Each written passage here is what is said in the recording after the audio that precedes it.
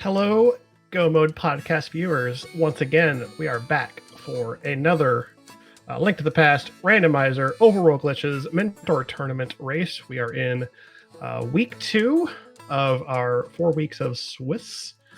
Today, we are bringing you, we've got neeeekolaz, mentored by Malmo, and Krithel being mentored by Obscure. We're a couple minutes out from getting started. We're just kind of warming up, getting everyone situated. Sorry. I'm Adilor. I'm on comms today. Gonna be doing it solo. Not a problem. We will handle it just fine. We've got Minos27. I might have pronounced that wrong. My apologies if I did. As our tracker today, keeping things on screen as accurate as possible, and we'll be keeping up with these items these runners find.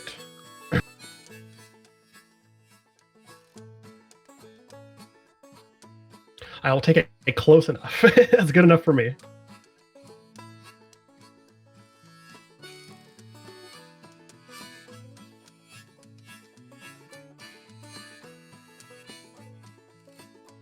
All right, and we are off. It appears we are getting started. We've got a 50 rupees in the house, our starting chest, and looks like we're going to see Krithel headed over to the east side. Going to check the Lake Island. Pretty common opening check, because if you see a good item there, you can immediately grab it. Looked like it was just a red rupee, so we're probably going to skip out on that.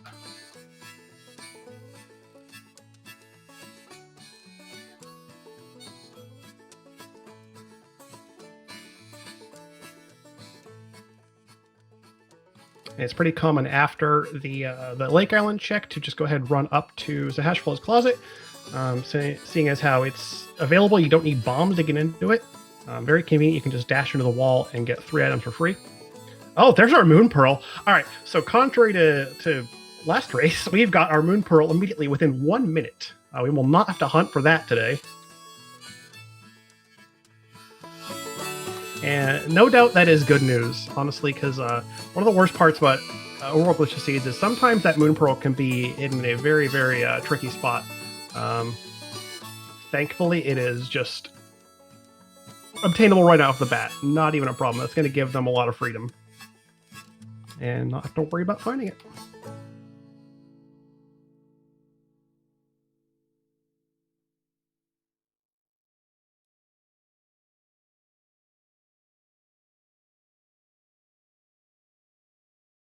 So it looks like we've got, on Krithel's side, we're going to see an immediate Death Mountain ascent.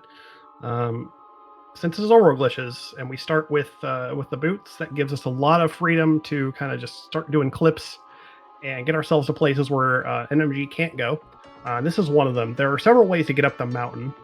This is one of the most common ones. We call it the New D. It's very safe, has a couple of backups, and what you see it does is it puts you directly into the Old Man, the Ascent Cave entrance, which of course is dark. But I can tell you about those sword sparkles. We've already got the Old Man. We're about to pop out of the exit here. And there we are.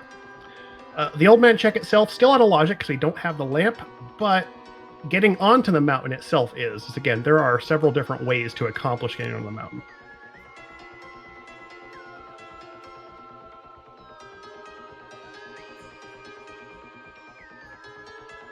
It looks like Krithel's going right for an opening that we call like the Graveyard Rush. Basically, sorry, Lumberjack. Lumberjack is bombs. Okay, no worries there. So the Graveyard Rush basically goes kind of straight for Graveyard Ledge in the hopes that there might be something cool in there. And it also sets you up with guaranteed bombs. You see, because Grave Ledge, that entrance has 4 bombs in it. It's very easy to go right for it and just get a healthy stock of starting bombs to go into Kakariko and not to worry about finding them. You also have the option of doing a Houlihan after that Death Mountain descent that you saw, dropping down to Graveyard Ledge.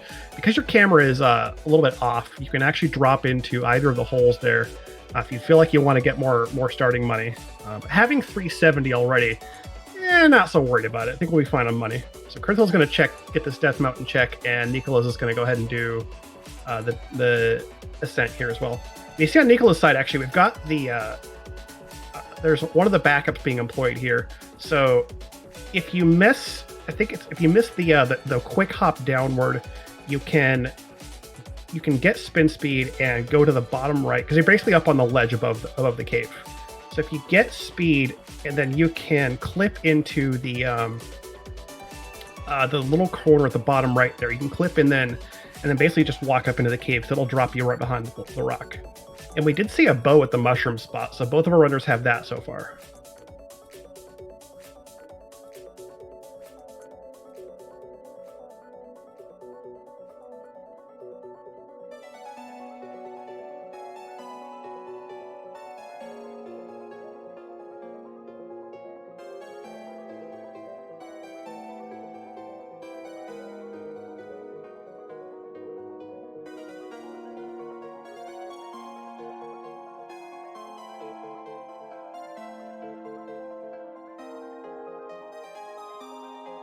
Actually, I'm kind of almost. I thought I saw something different on Nicholas' side in the. Interesting. Do we have? We might actually have them on not the same seed. I wonder. We might have a false start here. We have to wait and see some other items to confirm this, but we might have them on different seeds.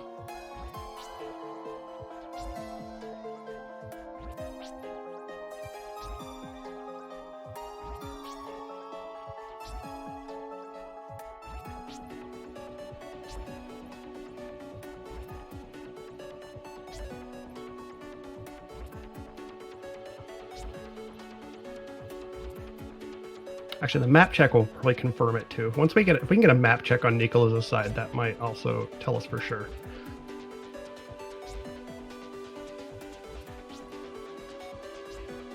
So we saw the 7 at Eastern and the 1 at Desert. I think Hera was a pendant.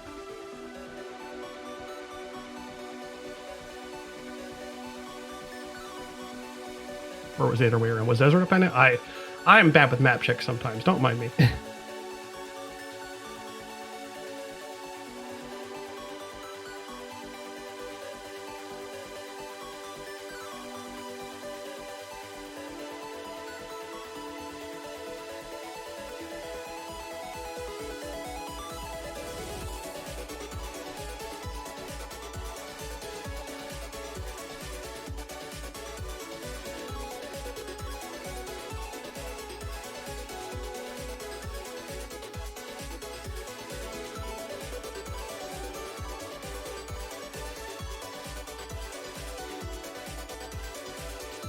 So we got Nicholas dropping into Paradox Cave. This is with not even having a hook shot or hammer. These are completely sphere 1 checks because you can get over here, get on the mountain, get at the east side without needing anything else but the boots. And sword from Pearl and Saha. Oh, but Nicholas didn't. Okay. So we have our runners on different seeds, so we need to actually inform them.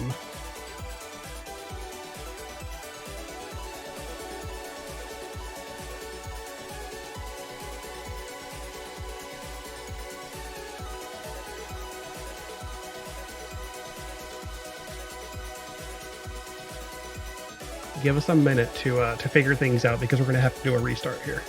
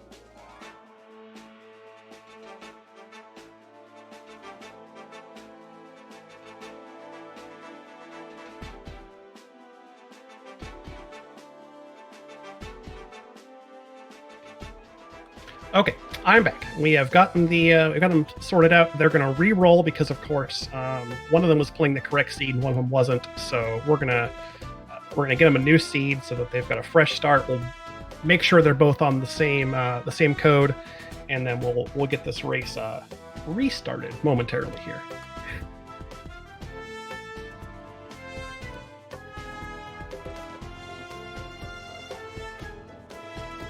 And we'll give them just a couple minutes to get that because they've got to roll a new race room and get the seed redistributed, downloaded, make sure they're both on the same code and all that. So it'll be just a bit. And we'll hang tight. In the meantime, I want to just quickly say thank you all for everyone who showed up to watch our races Saturday. Nice Saturday afternoon. It's a little bit chilly here personally, but maybe some of you are having warmer weather still this middle of December. Happy to have you all with us.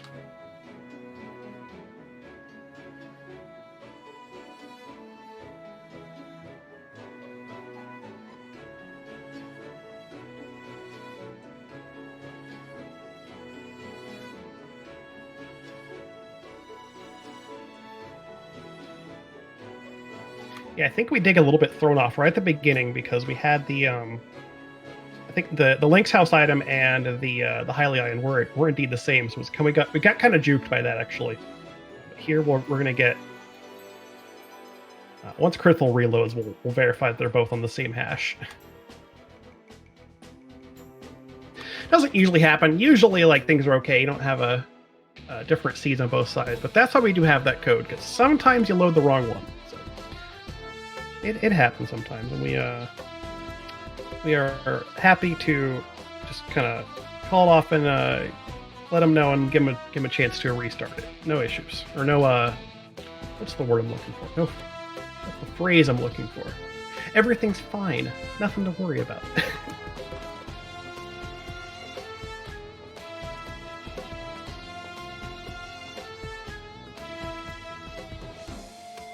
Tim's got it. No harm, no foul.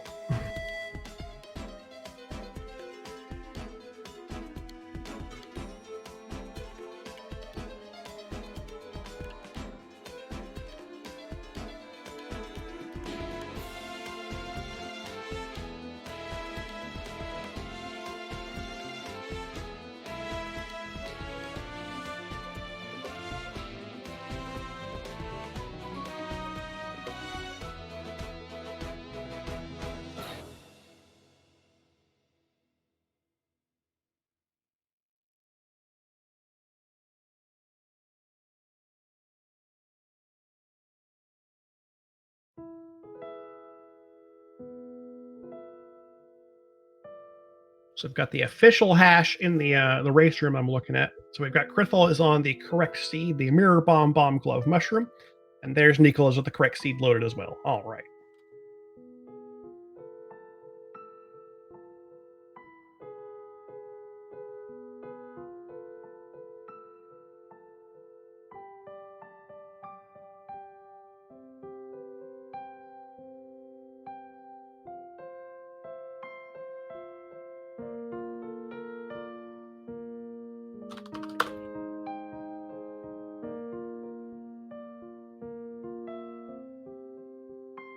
Nobly, we had one of them with the wrong seed loaded, so we got kind of juked because the first two items in the house and Lake Gallia were exactly the same. It was a 50 and then a and then a big 20. But then they diverged, and we didn't quite catch on until we're like, wait a second. Like, I think the first thing I noticed was that they found different items at the mushroom spot, and then it kind of, we're like, are we going crazy, or are we seeing different items? And then once enough people notice, we're like, all right, yeah, we got different seeds loaded. So we are restarting and getting them both on the same seed this time.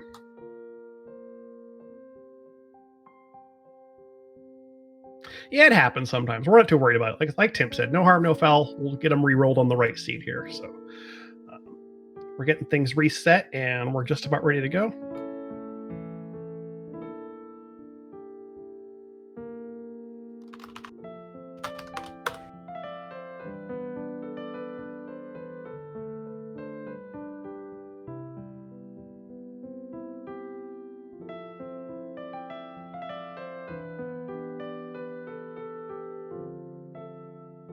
Yeah, we'll call that a like a 10-minute warm up. Yeah.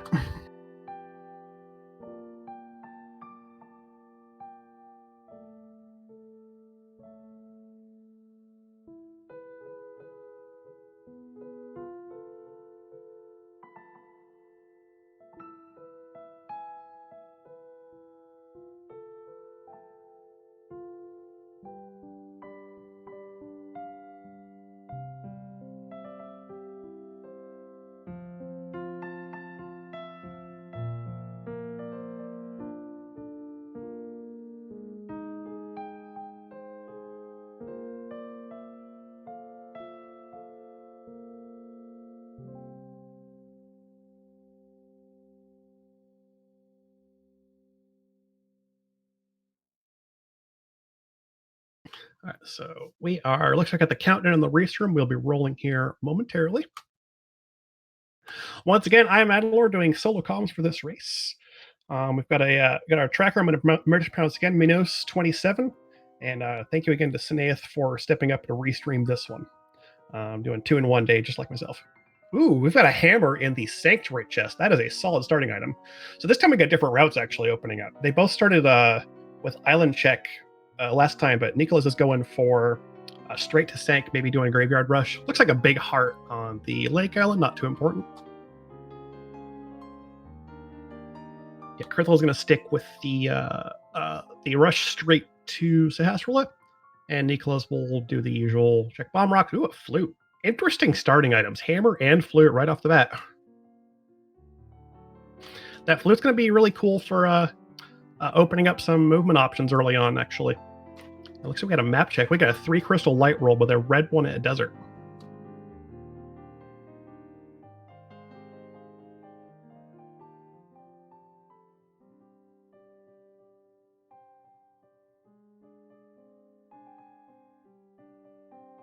And that was a bottle at Sahasrahla's closet, pretty filled with green potion.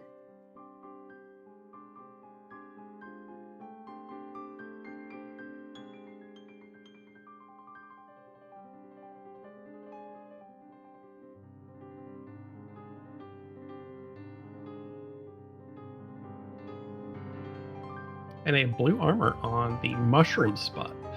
Not going to complain about that. Having some early safety is always a good thing.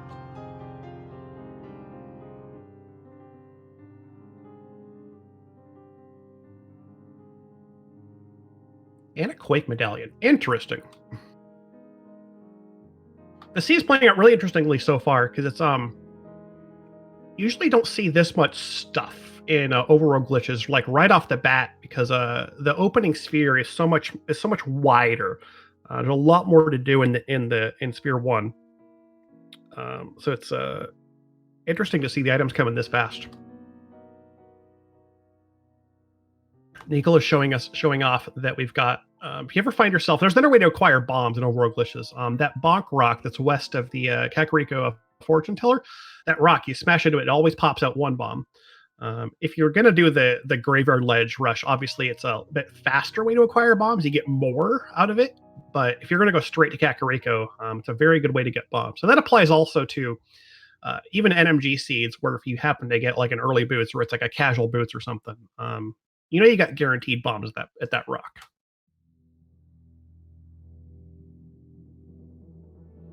And it looks like Blind's Hideout just had a whole lot of money. We've got enough for Bottle Vendor at least, so that's nice.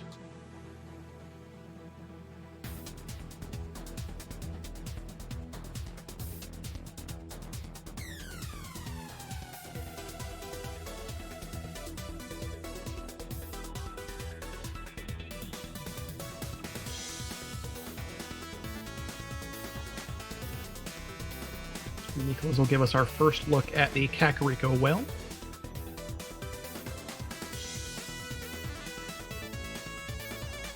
Keeping up with the trend of giving these runners more money and bombs and heart pieces.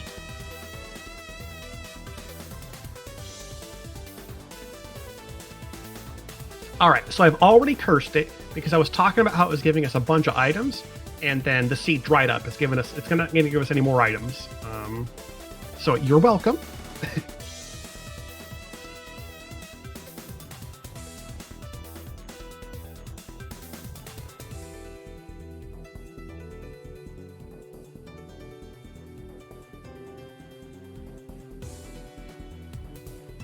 Ooh, half magic and chicken hut. That's a really nice early find. Nothing to really use that magic in. I guess you got the Quake medallion. That's occasionally useful, but yeah, that'll be really nice when we end up finding like fire rod and whatnot. Yep, and don't forget to activate your flute. I know me personally, if I get a really early flute, I might just zoom through Kakariko and forget to even activate it. But both of these runners are on top of it.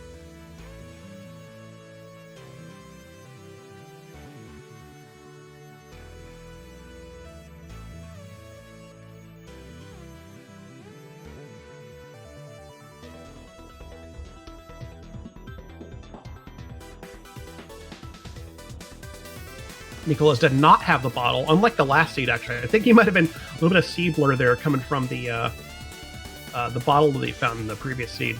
No, Krithel's the one that has the bottle so far. Found that in Saha's closet. Yeah, crowd control, it's a different story.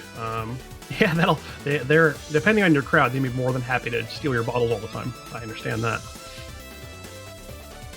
So this is interesting because we have an early flute. You're not going to see you're not going to see the typical Death Mountain ascent. They're going to flute right to 1, just go through the Old Man Cave backwards.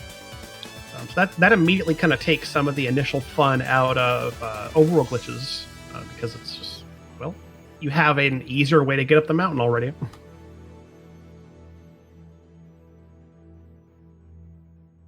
We'll have to wait and see how the seed plays out, though, because we may have to use some of the traditional methods we're getting off the mountain.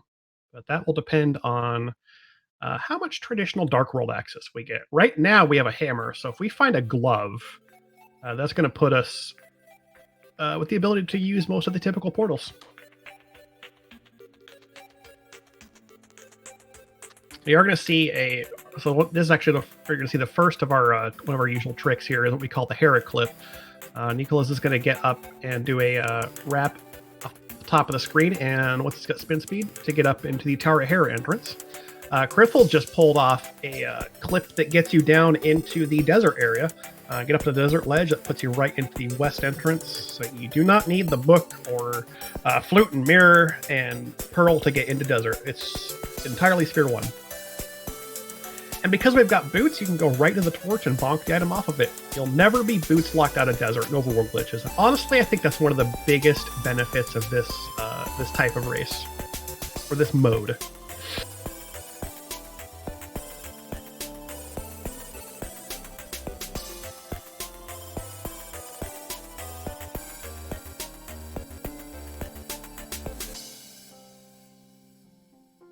We're seeing a lot of big hearts come out so far. Krithel's already up to 5. We've got one been spotted here on Nicholas' side. Looks like he's like, yeah, you know what? You only got 3 hearts still. You may as well pick up that one, especially if you know how to pull off the bomb jump here. That can actually save you a good chunk of time getting out. We'll see if he does it. Yeah, it looks like it. That looks good. Yep. So that bomb jump requires a very specific horizontal lineup. You have to be very specific lined up on a specific spot, and then otherwise that bomb jump does not work. Krithel's found a glove in desert, so as soon as we have a moon pearl, that is traditional Dark World access.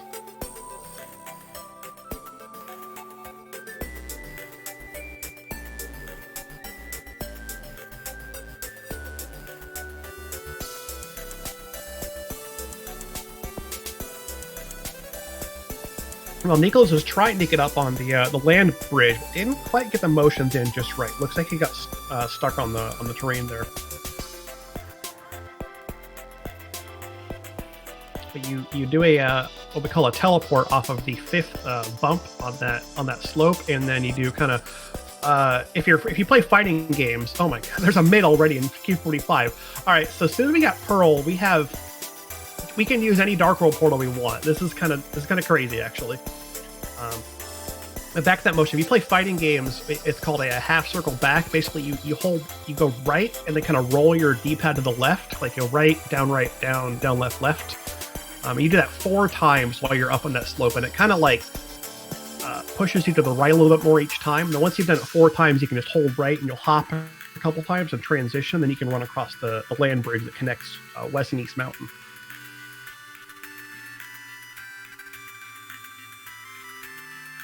Krithel is going to give us a look at Agenia's Cave here.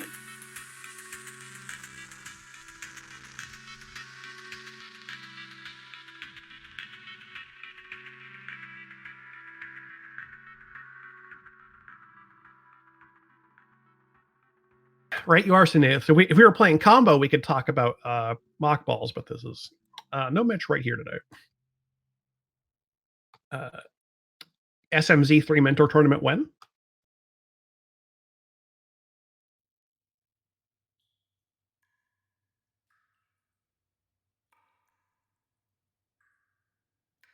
I'll be honest, if we started a combo tournament, I'd probably have to sign up for that one too, because I may be pretty good at Link to the Past, but I am not very good at all at Super Metroid, so I would have a lot to learn. Keysanity combo. Oh, give it to me. I love it. All right, so back on the topic of the race at hand here, Neeeekolaz has gone up into Hera. So you did get to see the Hera clip where you just drop yourself down to the ledge with spin speed, and then you can walk up and you're just at Hera. And because it's a dungeon or dungeons and multi-entrance caves will fix your camera. So when you come out of Hera or one of those caves, like a connector, your camera will reorient and be correct. Single entrance caves like Mini Moldorm, where Krithel is, will not fix your camera. So it's important to note that not all caves are created equal in terms of being able to correct your camera. If your camera is not correct, doing certain transitions can lead to bad times.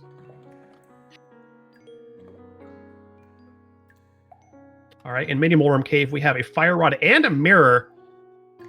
Wow, mirror this early we're literally just a pearl away from full Dark World access. This may be a quick seed. Very potentially quick compared to our first race today, which saw us on a mirror for go mode hunt that took quite a lot of searching.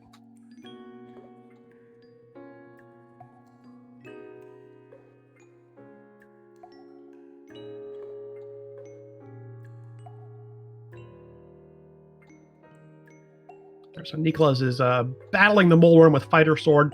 It's going to be 6 hits no matter what you do. Pokes, slashes, and spins all do the same damage to Moldorm with Fighter Sword. If you have the hammer, though, hammer's not a bad option. You can get away with just 3 hammer hits here instead of having to deal with that rage phase. But he's done it, no problem.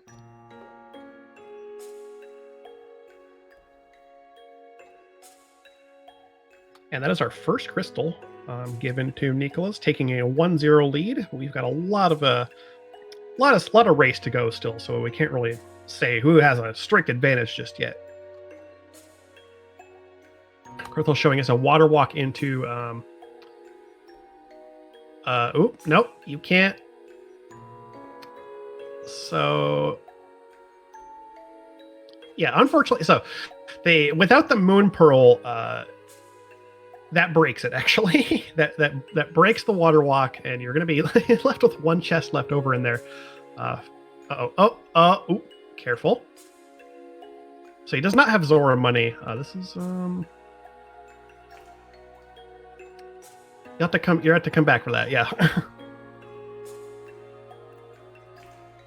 Yeah. Without the Moon Pearl, your fake flippering into Waterfall Cave doesn't really work. The Moon Pearl is kind of what makes it even possible because of how the game checks certain states of Link. in certain orders, and the Moon Pearl kind of gets in the way of one of those checks. Here's our Dark World. We've got pendants on Pod and Mire and a green pendant at Skullwoods.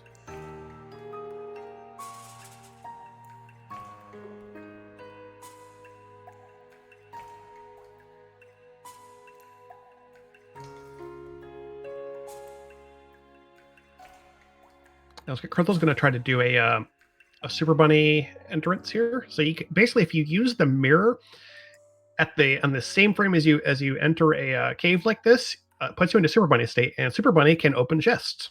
So that lets you get a couple items.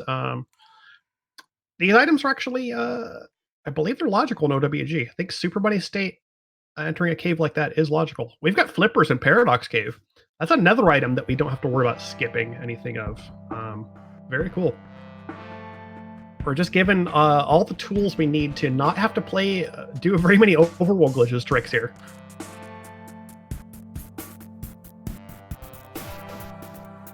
There's a cape as well, the nice invulnerability item.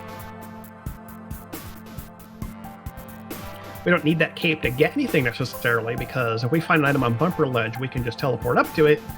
But we're not going to complain about having a cape. It's like a good invulnerability item. It gives you the ability to take some speedy strat through several rooms, like Cannonball in Eastern, for instance.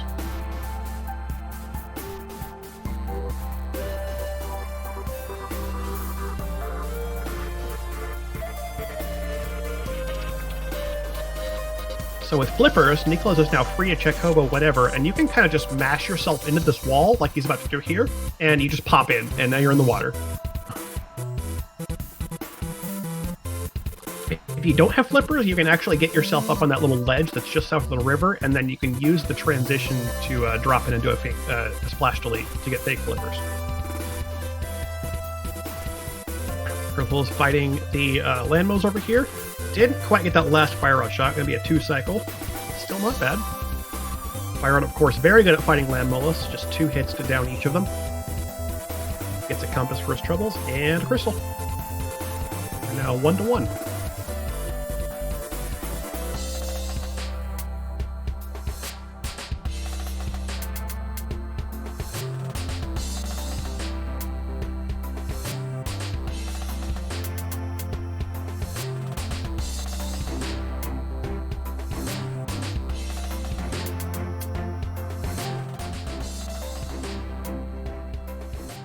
I don't think we've seen south of Kakariko yet, like the.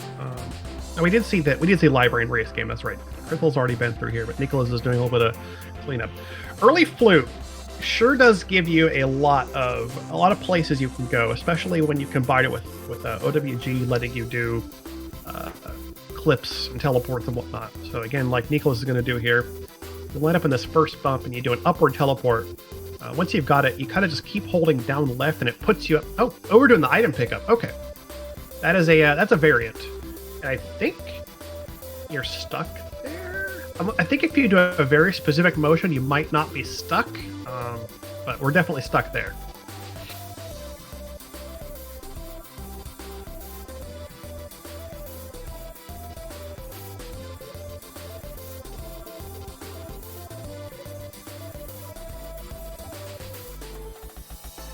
And Krithel's going to go ahead and pop into Hera while neeeekolaz is making his way to Desert.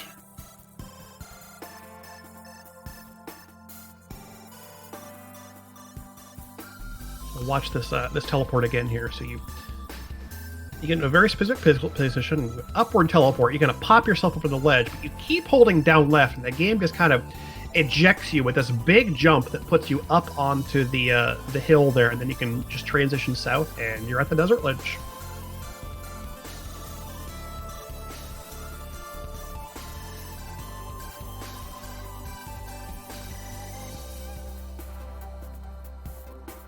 And a lot of these lineups, that's worth noting, there's a lot of a lot of pixel precision going on with Overworld Glitches.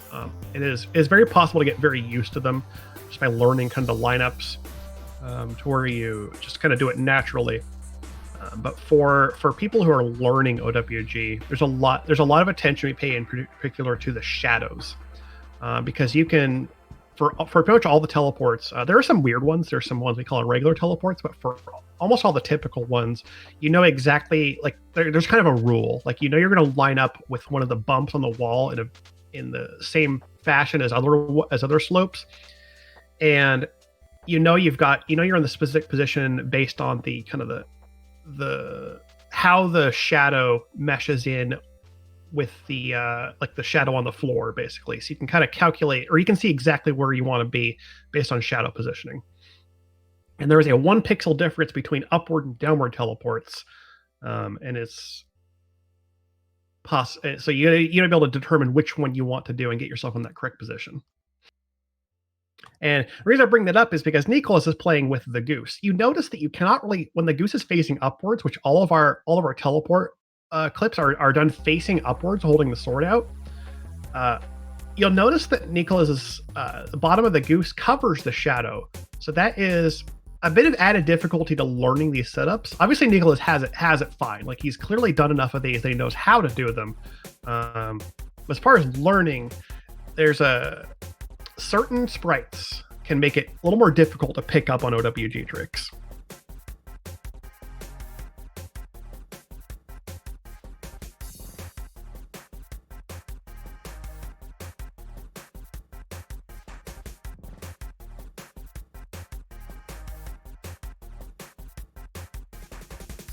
As you watch on Krithel's side, this is what we call the land bridge. This bridge is up here. That sign up there says, "How did you get up here?" It's a kind of a special little treat. I think it only says that actually in no glitches. If you get up there in Overworld Glitches, see, when the logic is expecting you to get up there, it actually has, I believe, the OWG tournament winners. Just like the, I think the tile and houlihan lists the main tournament winners.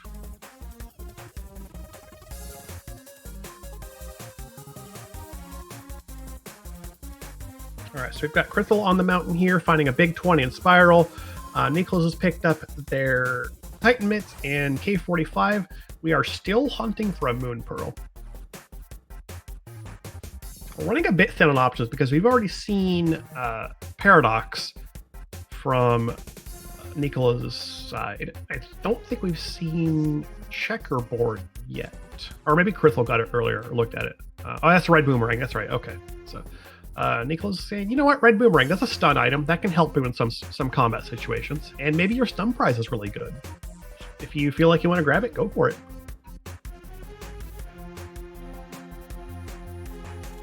The Red Boomerang is the superior model anyway. How can you deny it space in your inventory? Come on.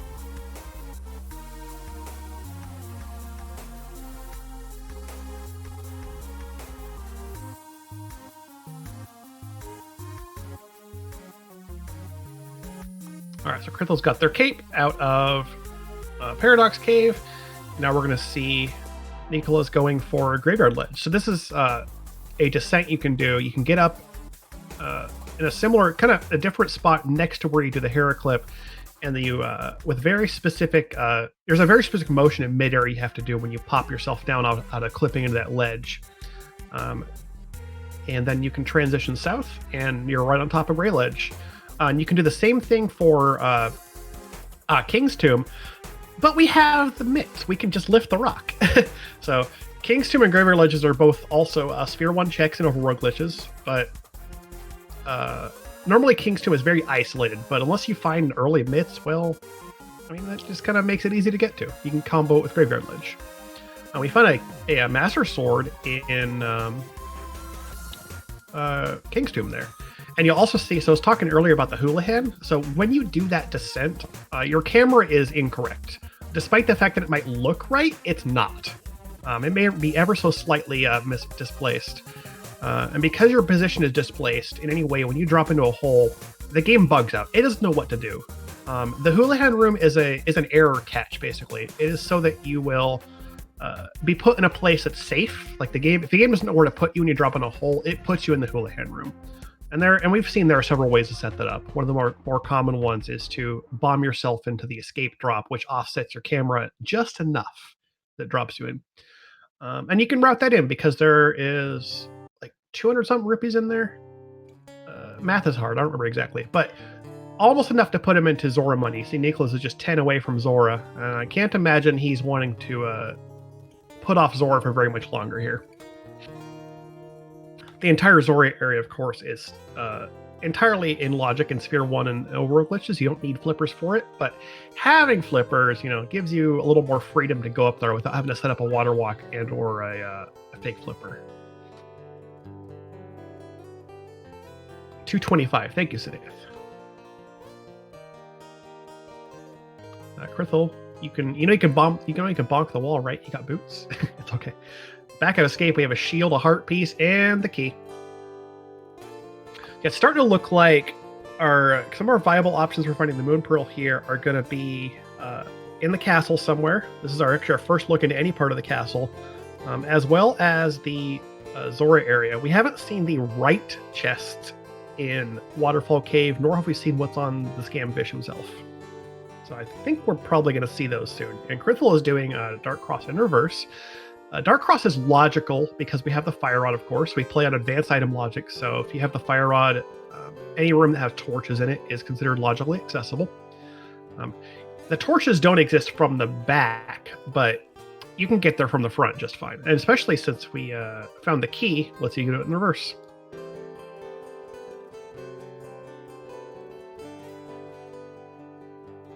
And just 10 arrows there. Okay. So we could now see a look at the front of castle from Krithel. Could just go to house and run up to the castle. Start at Mountain Cave, and we'll see where he flutes, or if he goes somewhere on the mountain.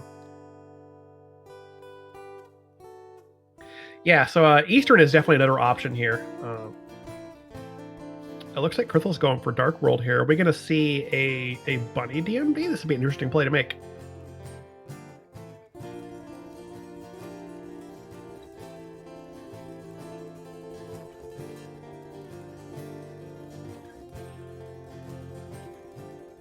Oh no, this is Pyramid Fairy.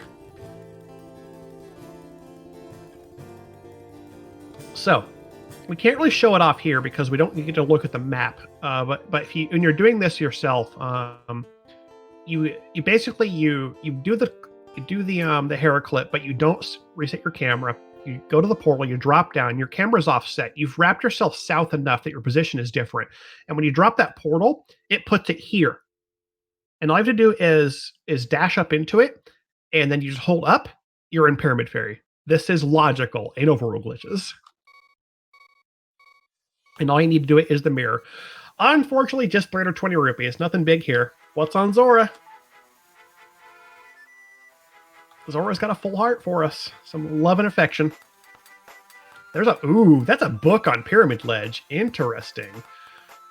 Very interesting. That still could lead to our Moon Pearl.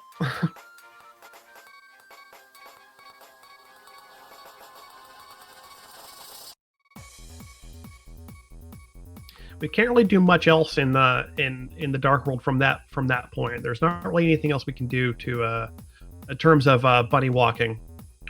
But we'll have to see where that book leads to anything. An early book like that, I mean, it's conspicuous. Ooh, there's another sword in the Uncle chest. So we've got 3 swords so far. Of course, we start with 1 because our first 2 weeks are running a Assured Sword Overworld Glitches. So we've got the starting sword, then we found 1 in King's Tomb and 1 at the Uncle chest. So we've got 1 more out there somewhere.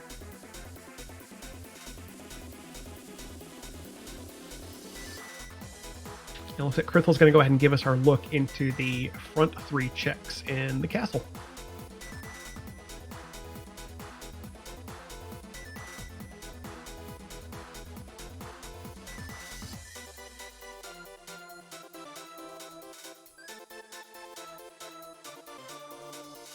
So without the hook shot, you're going to see a lot of what's called spin speed, which is basically you hold your sword out until the spin charge is ready, and then you release it and hit your boots button on the next frame. It's kind of this sort of fluid motion where you just kind of like release your sword button and then just like immediately hit your dash button for your boots, and that puts you into spin speed state.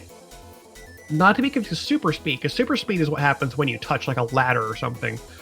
Or a manual stairs, which will put you in that very fast super speed state.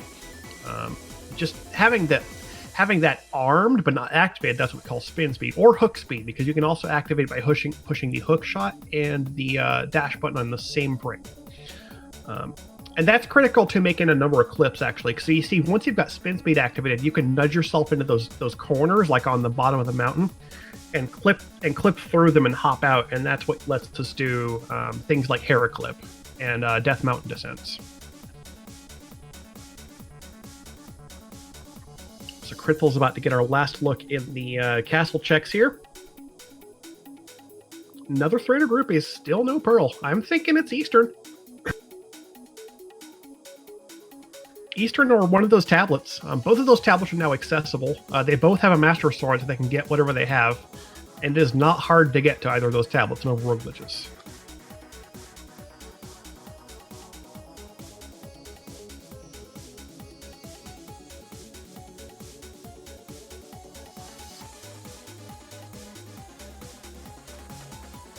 Oh, so Krithel is So here's another thing that's logical in Overworld Glitches: Bunny Revive.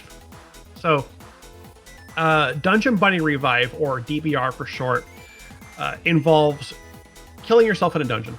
If you die in a Dark World dungeon while you do not have the Moon Pearl, you respawn in Link State, and that lets you have full capability within a dungeon. This is logical in Overworld Glitches. So it is entirely possible for a Moon Pearl to be within Ice Palace.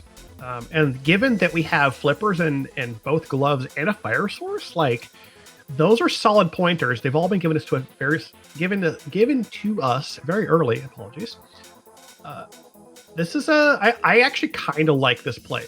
Ice Palace, like, with this equipment, not the best of experiences. You've got a Master Sword for dealing with these pen gators. They take several hits. They're surprisingly tough enemies, but this is an interesting play. I don't hate it.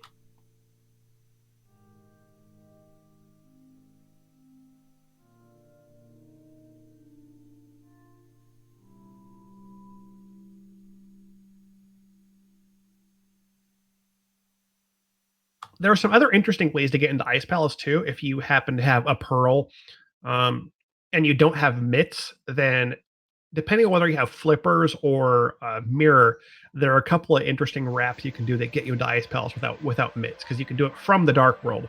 But obviously it takes pearl for that, so no chance of that happening today.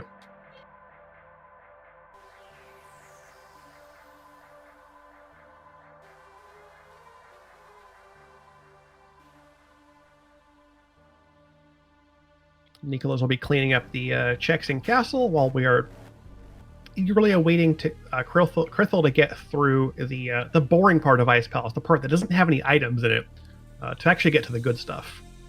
Because we don't have Cinaeth, of course. Ooh, he was on the right pixel and moved off it, unfortunately.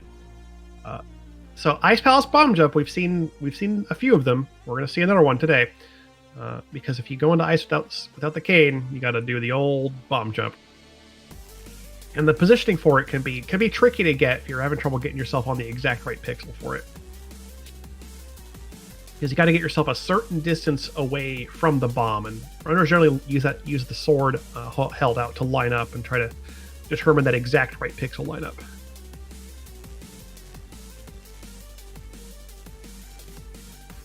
All right, so we have 0 keys, so we don't have the ability to go straight to the right side. We're gonna have to go.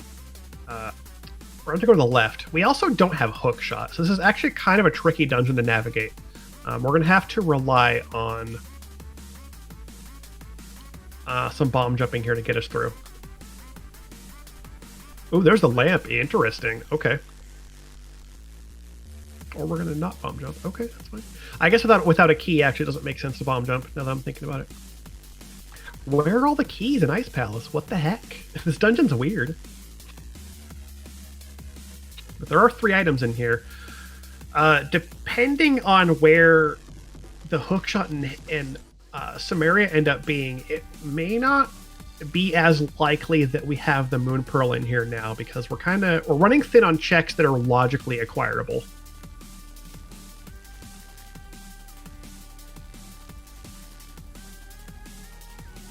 Actually, I'm not even sure we have any more logical checks in here, as far as our current layout goes. Looks like neeeekolaz is also going to dig into ice. They're both having the same idea here.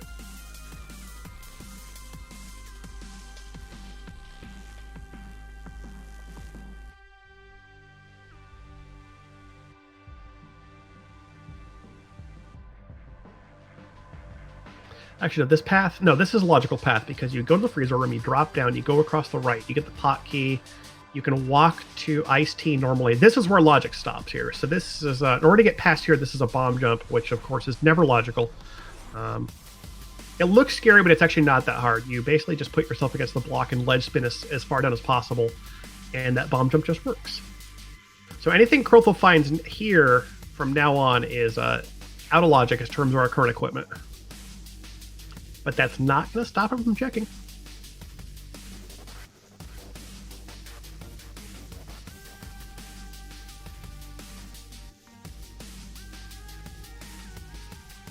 And if we end up finding a pearl here, that could be a really interesting sequence break, because that implies that we're going to have hook shot somewhere that's like in like the net. It's very accessible already to what they currently have.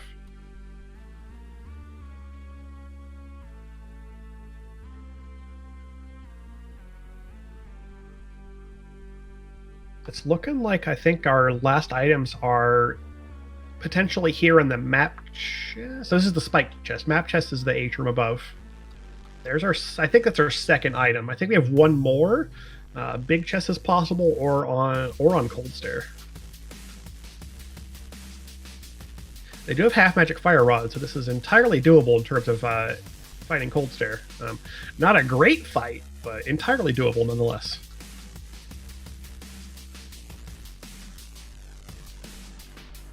Ooh, a bow. Interesting. That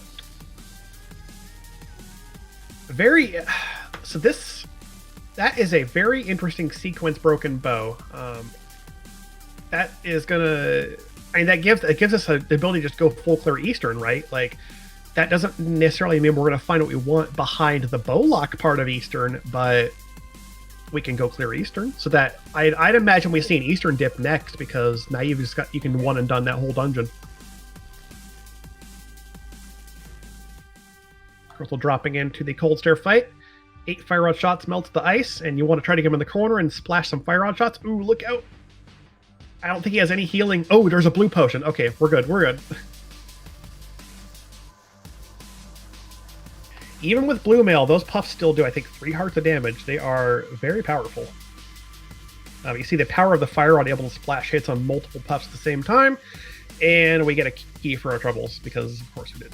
So that key right there tells us that this dungeon requires Samaria, because you do not have logically requires Samaria. Of course we know it doesn't. We can do Ice Palace Bomb Jump and just use the block, but because there's a key on the boss, the game says, oh well, you can't use that key to open the room, the last door, and use the switch to do the dungeon correctly. So we're supposed to have Samaria here, but we don't care. We're going to just kill cold stair and move on. And Krithel is going to go ahead and clean up the Zora area.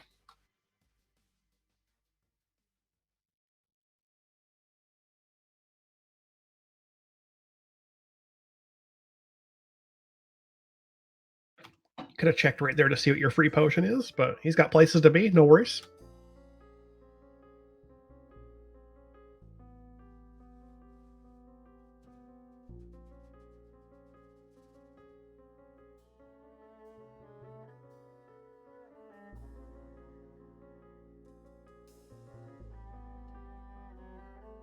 While we're doing a little bit of retracing here, I want to give a quick shout out to the Go Mode podcast for hosting the Mentor Tournament, or Mentor Overworld Glitches Tournament we have going on. Again, we are on week 2 of our Swiss rounds, our 4 weeks of Swiss for our 16 runners. Myself, I am also in the tournament. I'm happy to commentate. I feel like I've already learned quite a lot from our lovely mentors.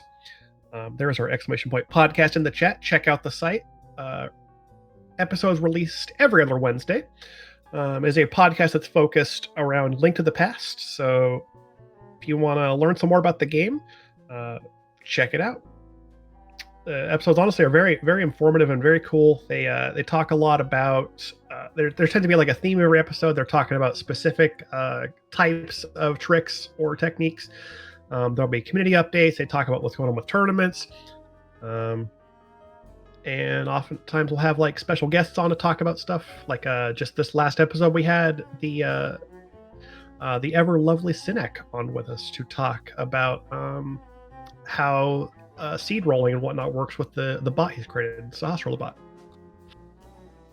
Honestly, I enjoyed that episode a lot. Go check it out. I thought it was really good. All right, Krithel is in Eastern Palace. Finds our first item is a blue rupee. And neeeekolaz is probably getting a very specific instruction from Malmo here on how to set this bomb jump up. Need to be facing left. I think that's good, though. He might be a little far north. Yeah, I don't think it's right on the ledge far enough. You need to be basically as far south as possible. And you want to, I think you want a ledge spin living left.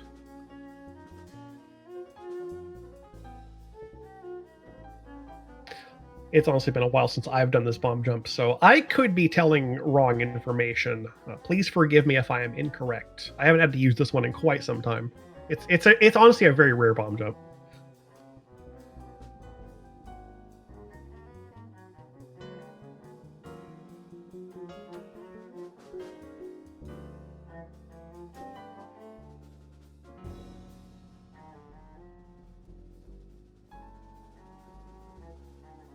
All right, so we're still waiting to see what Eastern kicks out for us here. Are we going to have another Moon Pearl in the big chest? Wouldn't that be funny to get that in both races? Looks like we have a vanilla big key, though.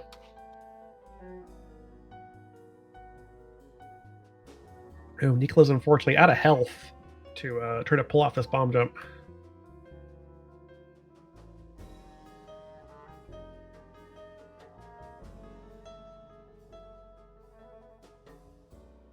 You'll see a save and quit. Let's see where they go next.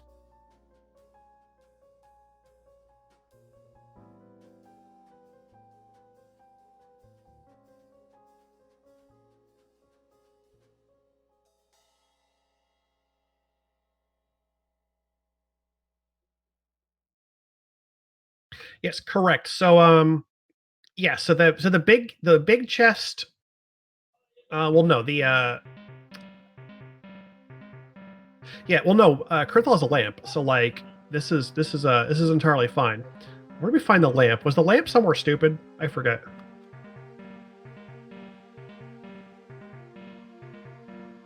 If the lamp is pearl locked, then the pearl cannot be an Eastern. That is correct.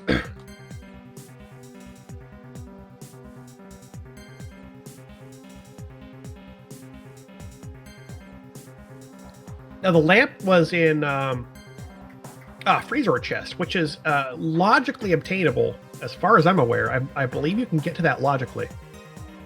Let me think about Ice Palace for a second. No, maybe not. No. Yeah, it is because you. No, wait, no, hang on. Yeah, because that's before the hole with the boss drop. So that, yeah, as far as I'm aware, the lamp is in logic, which puts Eastern Palace in logic, like fully in logic. Because again, Dungeon Bunny Revive is completely logical in Overworld Glitches.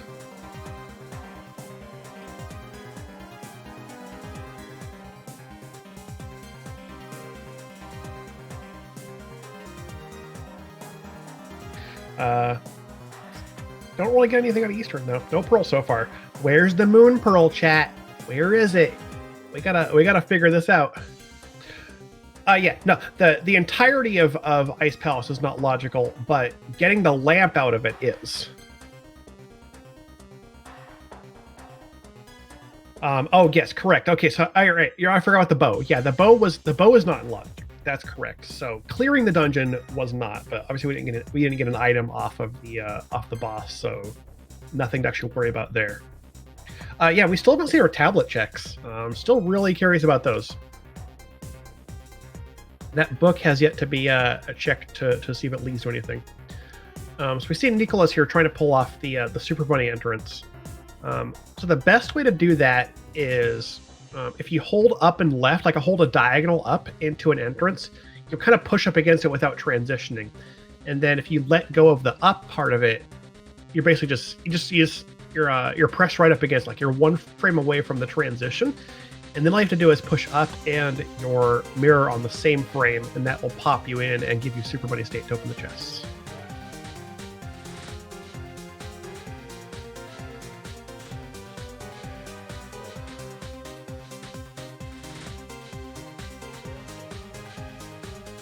Oh, we have an item in Hera basement? Oh, maybe we can do here. I believe that's why Krithel is in here, right?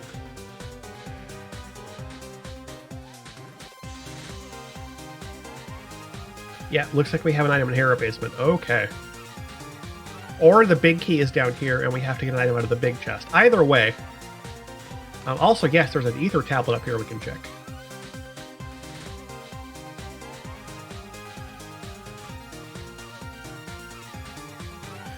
Speaking of tablets, neeeekolaz is going to go ahead and do this little hop up onto the Bombo's tablet ledge.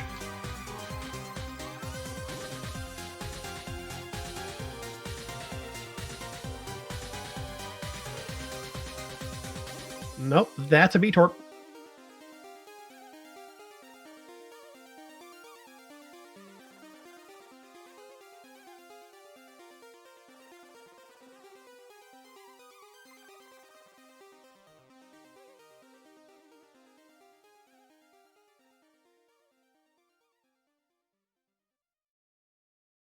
Ooh, red mail. All right, so it's not the Hera basement.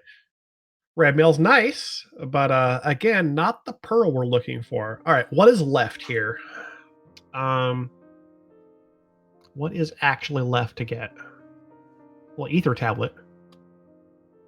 No, it's a heart piece. Okay, so it's not there. What haven't we seen? I don't think we've seen Super Bunny Cave yet. Do we? I don't think I ever did Super Bunny. Olive Village, yeah, because so we can do. It is possible to get off of the mountain in Dark World without Pearl, which can't. There's a bunny DMB you can do that puts you down south in the mountain, so we can get to Village. Did we get Super Bunny? Okay, I may have forgotten. I'm trying to keep track of everything by myself. I'm sorry. Maybe we did it and I forgot. I will assume that Chet is correct and that I am wrong, and we'll go with that.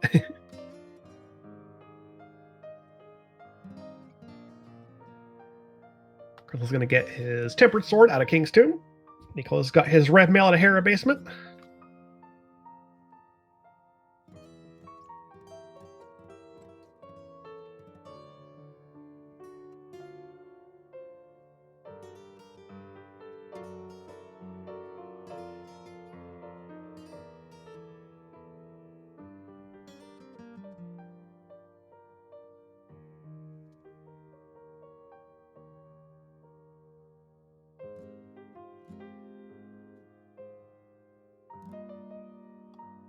Yes, you can indeed dungeon revive it to Skull Woods, as long as you can just... the tricky part might be getting to Skull Woods, because you can't just use the village portal because you're stuck there, because Bunny cannot lift bushes.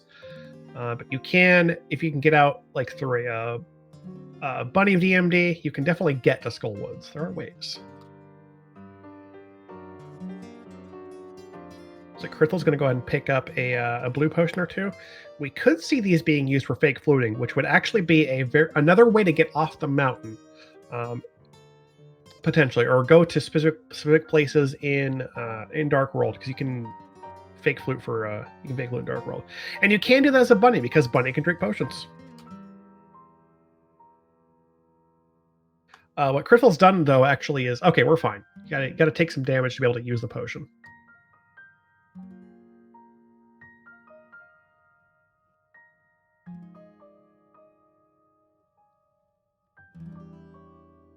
Now for Super Bunny, of course, neeeekolaz, you have to do it from the bottom. You can't do it from the top. To do it the normal way anyway. And the easy way to know if you've set up your Super Bunny state correctly by doing the mirror entrance is to try to swing your sword. You won't see the sword, but you'll hear it, and you'll have the animation delay if you're trying to move. So you can know for sure if you got it. Of course, you can always just do Super Bunny this way by walking through it and taking the drop through the hole, and that will also put you in Super Bunny. We see Krithel attempting to set up a fake flute. So it's an Overworld YBA. YBA standing for Yuzuhara's Bottle Adventure. The idea is that you... Oh, they used the potion accidentally? Okay. So the idea is that you do the transition and use the potion on the same frame. And if done correctly, you're going to see the flute menu come up. There it is. So fake floating itself is not in logic, but oh, this is light world. This is always confusing to me because it looks like the light world, but it's not. It's actually the dark world.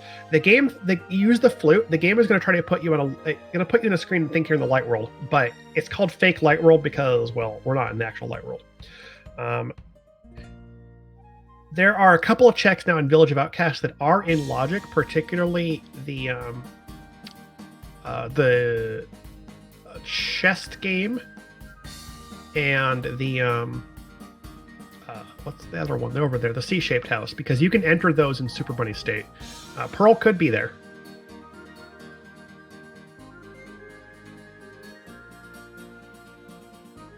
But since fake flute is not logical and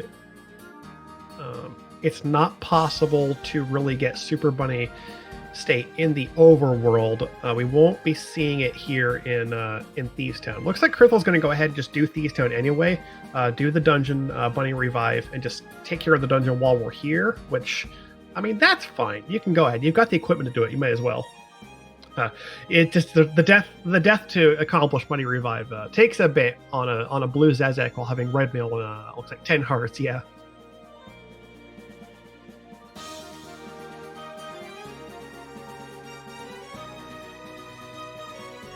And again, my apologies if I'm saying things that are incorrect in terms of interpreting what's logical and what isn't. I am still learning OWG, but I'm reasonably confident that I'm getting most of it right.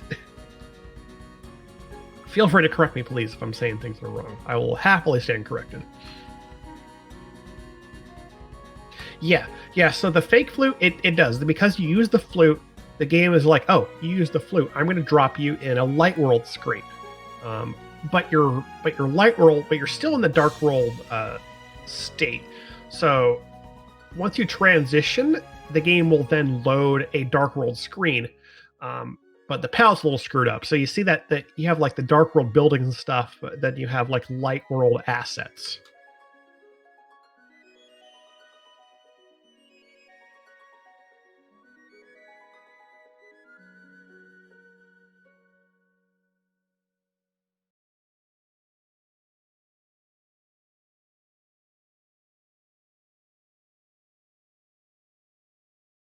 This is a very interesting play. Nicholas is indeed in Turtle Rock here.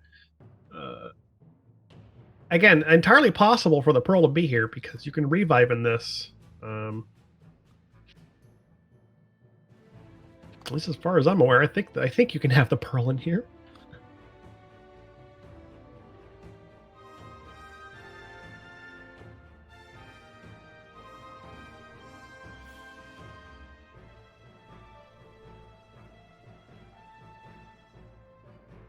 I may have to ask Malmo after this race to please stop rolling seeds with terrible bone pearl spots. just please.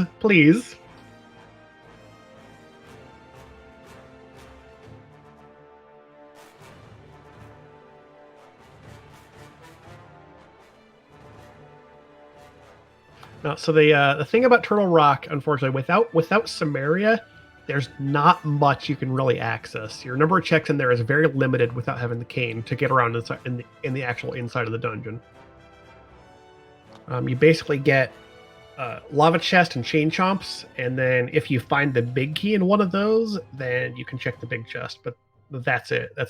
And then if you get the big key, you can also go to that's hookshot. You can get to what's it called? Crystal Roller too, but really you're quite limited. I mean, it's that was definitely kind of a spicy play. Like, it's not likely for it to be there, but at this point, I feel like you're kind of getting desperate. Like, where the heck is it?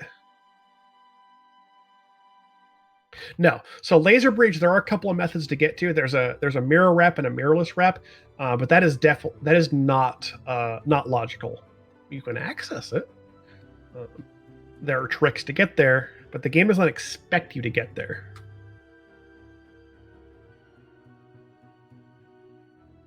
So Nicola's bought a couple of blue potions. Looks like we're going to see we're also going to see a YBA here, a fake flute.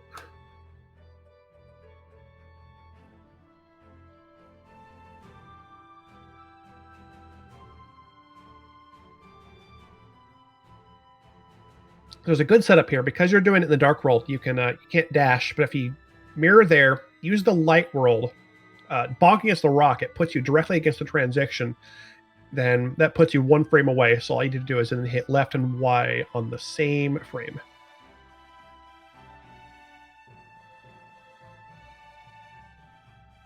Meanwhile, Krithel has taken down Blind and finished off Thieves Town, earning him his fifth crystal, actually. We're only 2 away. We've done 5 dungeons without a Moon Pearl.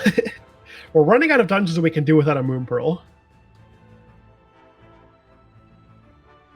So, Misery Mire, entirely inaccessible, right? Because we don't have... what's it? We don't have the Moon Pearl, so you can't activate the medallion.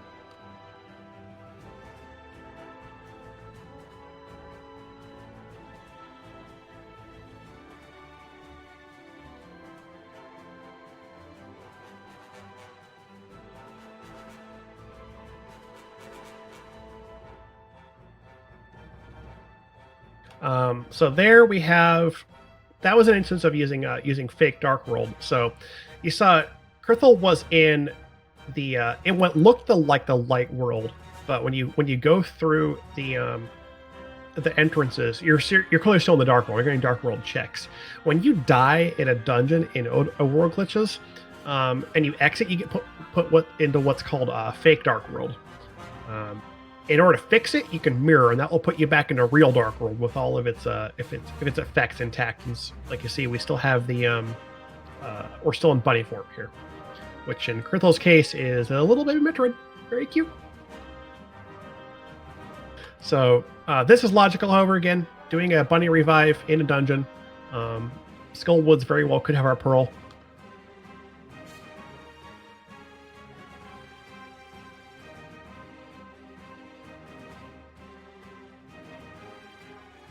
As far as I'm aware, though, Palace of Darkness is not logical because Kiki will not talk to Bunny, and you need Kiki to open the dungeon. I don't think there's a way to get in there without activating Kiki, without opening it with Kiki.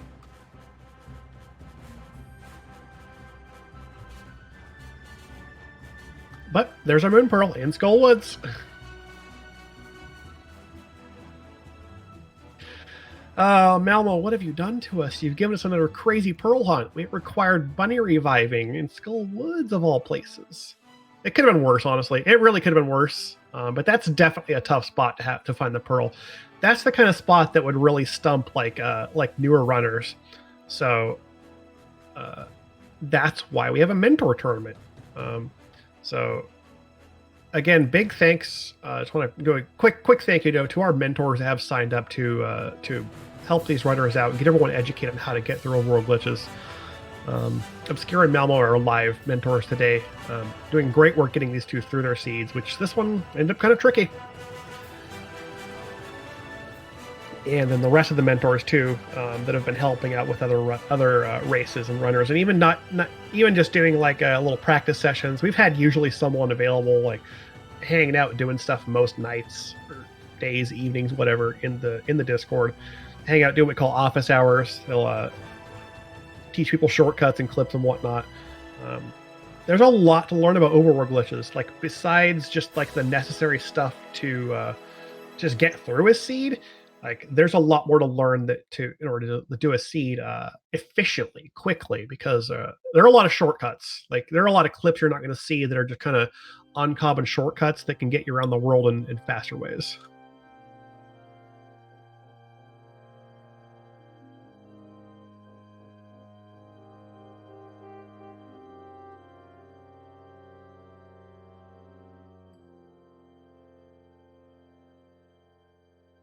Yep. So let's so to confirm what we're looking for go mode here, we do need a hook shot for Swamp Palace. That's 100% required, and of course to actually clear Ganon's Tower.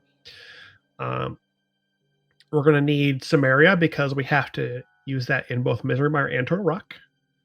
We're going to need Ice Rod, of course, to kill Trinex. And we potentially might need a medallion for Mire. I don't remember what our Mire medallion was. I don't think we've even seen it yet.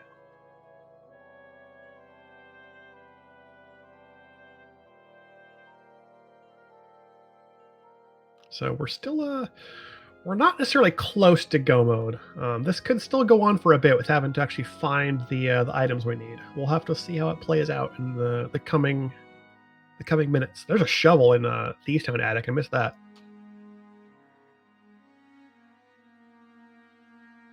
Actually, did Krithel get that? I'm guessing Krithel got that. I'm pretty sure Krithel full cleared Thieves Town. We just missed that on track for the first time. I don't see why Krithel would leave Thieves Town without full clearing it at least.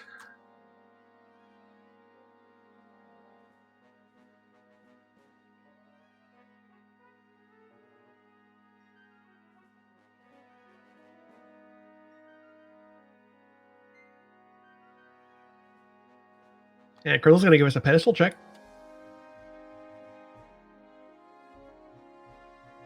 Just couch cash. Just like the last race, it was also couch cash. Did you know there are 28 big 20s in the item pool? That's a lot of red rupees. Speaking of couch cash, or is that pocket change? I think which one's pocket change? I forget what the levels on those are. But so Eddie, how's the race treating you? Whoa. Hi, Cinaeth. We're doing all right. We're an hour in here and having a blast with Krithel just finding the Moon Pearl a few minutes ago in Skull Woods. Yeah, I've been watching. Rolled us once again another wild and wacky Moon Pearl hunt. Yeah, this has been an absolutely crazy scene. And by the way, hey chat, this is Cinaeth, the Restreamer. I decided to pop in. I just got off of work, so we're helping out a little bit. Happy to have you in the booth here. Yeah, this seed has been absolutely crazy. So this has just been a lot of where in the world is Carmen Sandiego, but it's not Carmen Sandiego. It's where's the item. Still not even done. We've got, like you said, we've got several items left to find here. So these runners are not even close to done hunting for stuff they need.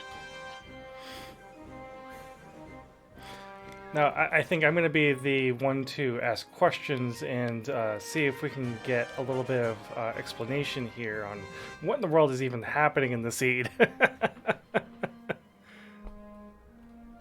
Well, Bumper Ledge is just 10 arrows. It's not there. Yeah, so where would you start looking for Ice Rod at this point? That's like the big item to check, I think, because Turtle Rock has a lot of items in the back, I would think, with Laser Bridge. Yeah, so I mean, we can't do really much in Turtle Rock. Even with a Pearl, it doesn't increase our capabilities there. We need Samaria to do. True, yeah. I think at this point, I want to know what our Mire medallion is because I don't think we've seen it, and if that's Quake, that dungeon's accessible. There are only 2 items in there, but that could be our next step. Palace of Darkness, though. Good old Pendant Pod. The rule is Pendant Pod, you've got to have progression in there, right? And it's available now that you've got Moon Pearl. Yeah, I mean, the Pendant Dungeons are notorious for having items in them that end up being important. They never want to skip a pendant, even though they're not technically required to beat the game. Yeah, and a pod, of course, having 5 items in it, there's a lot of potential for that dungeon to have what we need. And it's entirely logical. We have hammer and bow and lamp. That whole dungeon is completely accessible. So I have a good question. Do you think that PED is still like an option at this point? Do you think we'd have to do every dungeon, or do you think that what we have, there's no way that PED's going to be a check? I mean, obviously Ped's dead, but in terms of having to clear all the pendants, I would say it's not likely. Sure, it's possible. Mm-hmm. We'd have to have like we already killed Mothula, so at this point we'd have to say like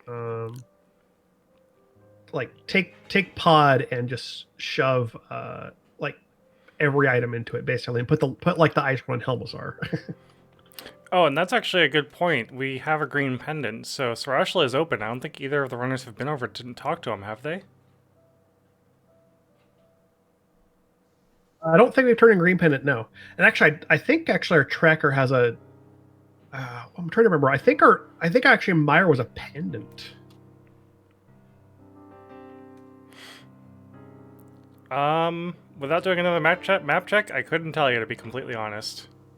I mean, let's see if our runners have their streams on, but I want to say Meyer was actually a pendant because I see we have 8 crystals marked. So I know there's an error there. Hmm. I'll go real quick in the room here and see if they've got a tracker on the screen. Hopefully, yeah. So actually, Meyer is, according to Krithel stream, is indeed one of our red blue pendants. So Meyer may not necessarily be a required dungeon here. And it looks like he hasn't marked his Bombos, actually. So we know, assuming that's correct, we know we don't have our Meyer medallion just yet. Mm-hmm.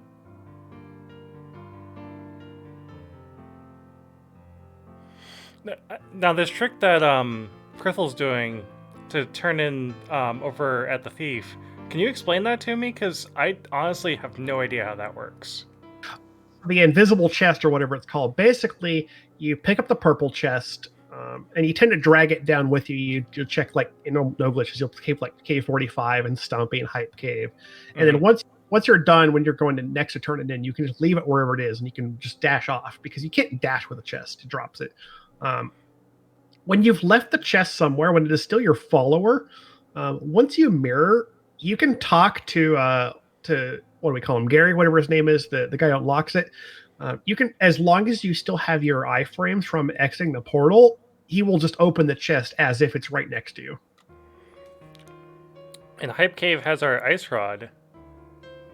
Well, there it is. We have to hunt for that. That doesn't get us any closer to actually doing anything in Turtle Rock, but we know once we have Samaria, that is a wide open dungeon. Mm-hmm.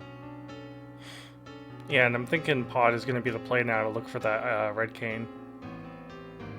Yeah, Pod seems like a great option at this point.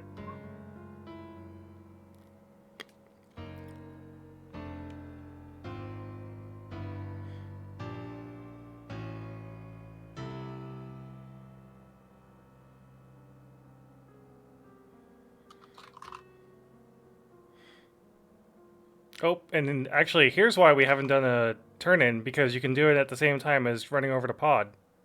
Yeah, this is a pretty nice routing. If it's your first time hanging to Pod, you have the green pendant. You can just mirror at that little part of the maze and get a full heart from Sahasrahla. Mm-hmm.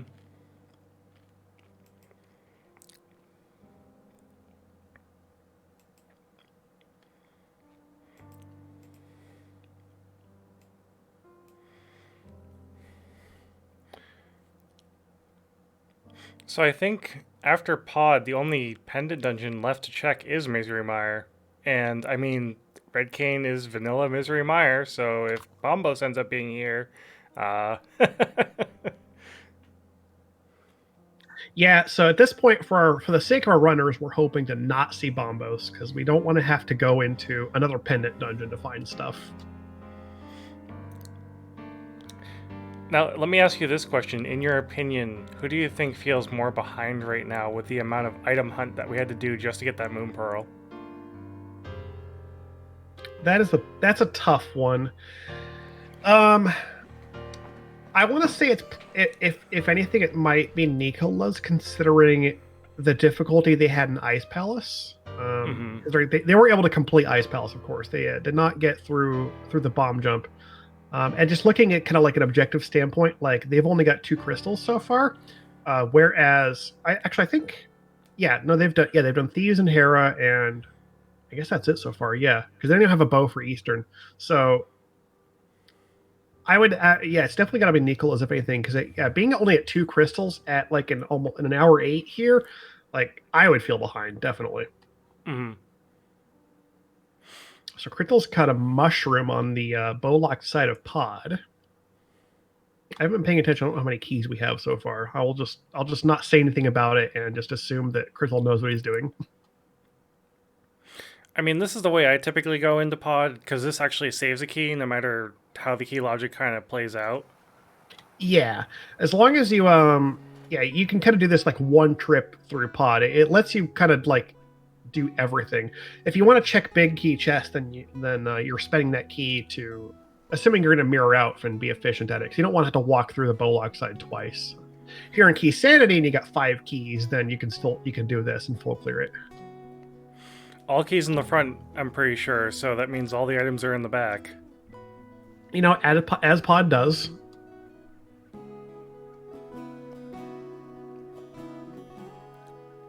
So yeah, with mirror that makes pod really nice. You can route basically all 6 of the front checks together and then head straight to the back.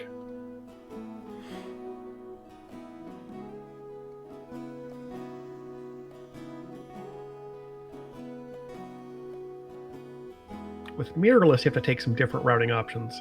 Like you might save those other 2 checks in the front for later, like after you've killed the boss, and then come back in for them. But don't worry about that today. Yeah, pod is definitely a dungeon. I mean, I'm in this tournament too, learning it, and it's one of those dungeons that you can do differently depending on your item loadout every time. Oh yeah, pod is a really it's a really unique dungeon in that way because like having a bow improves it, having the hammer improves it.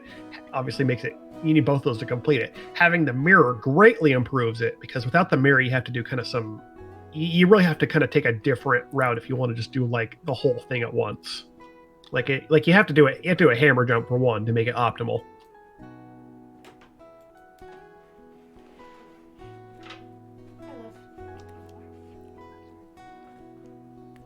I missed it. What did neeeekolaz just get off the mushroom turning?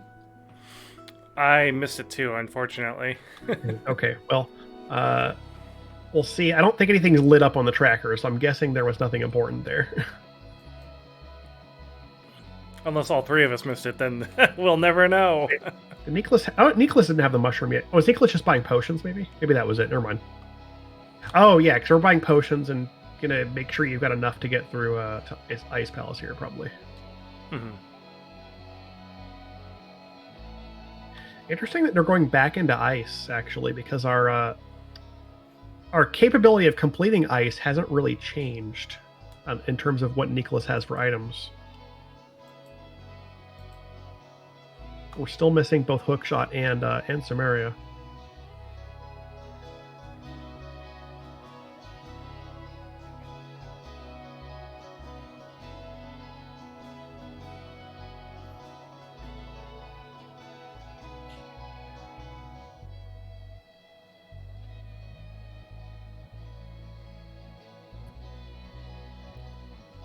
There's so much lag in this Pengator room.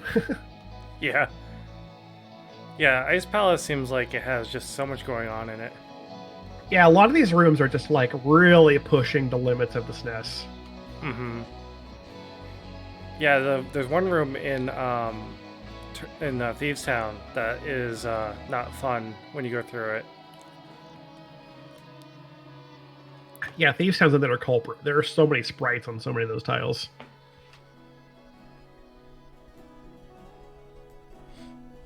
Alex Dark Soul, welcome to the stream. So this is a goose that is being played right now.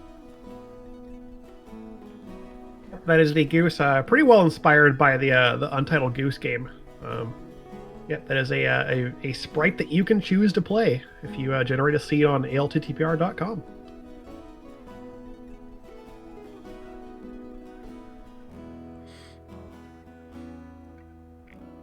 Alright, so Helmasaur fight. I didn't see any important items throughout Krithel's run of it, so if there's nothing on Helmasaur here. Where should we go next? I mean, Caneless Meyer's an option. Yep. Going in and getting a French Vanilla Meyer. Oh my word. we're doing this. We're doing a French Vanilla Meyer, I think. There's our last sword on Helmasar. Good stuff.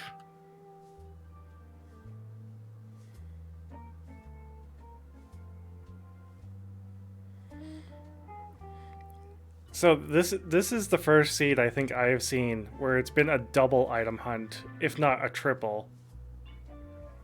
Yeah, because we're still short hammer or not hammer, Samaria and hookshot at the very least here. Like this is still a rough one. We're an hour 13 and we're like, where are our last two items?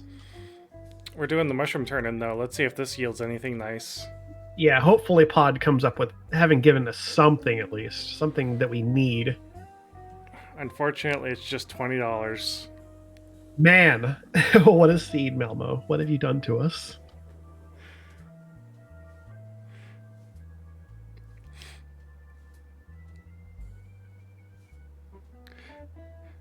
Yes, speaking of Malmo, Malmo is retaining their record right now.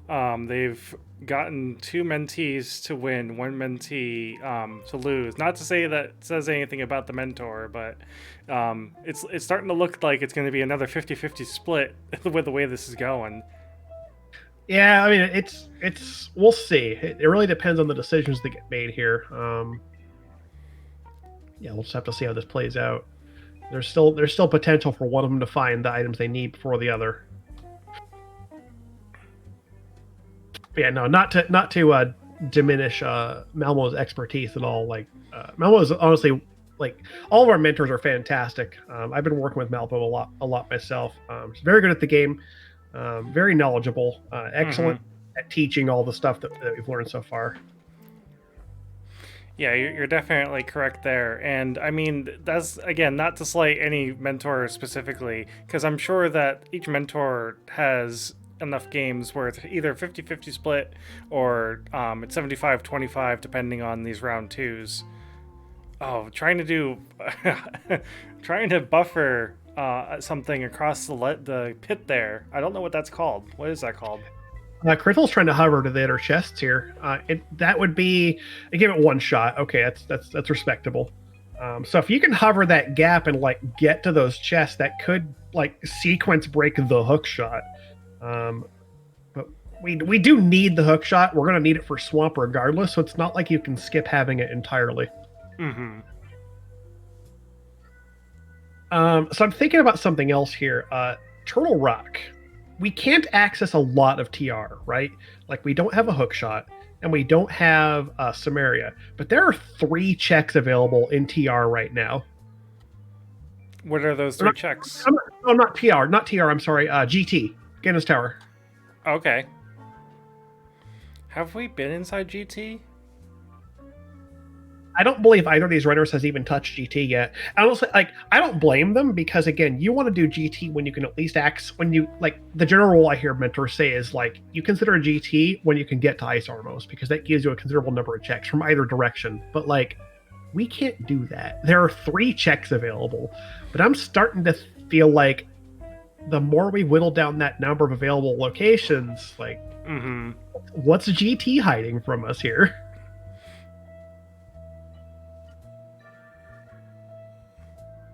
And not to mention, like you said earlier, Misery Mire seems kind of favorable, even though it's it's not fun. I think the only thing that we need is Bombos, right? Yeah. So Meyer is currently off limits. If we find a Bombos medallion anywhere, then that makes that dungeon accessible, and there's potential to have items in there. Yeah. Caneless Meyer, nobody likes it, but it's possible.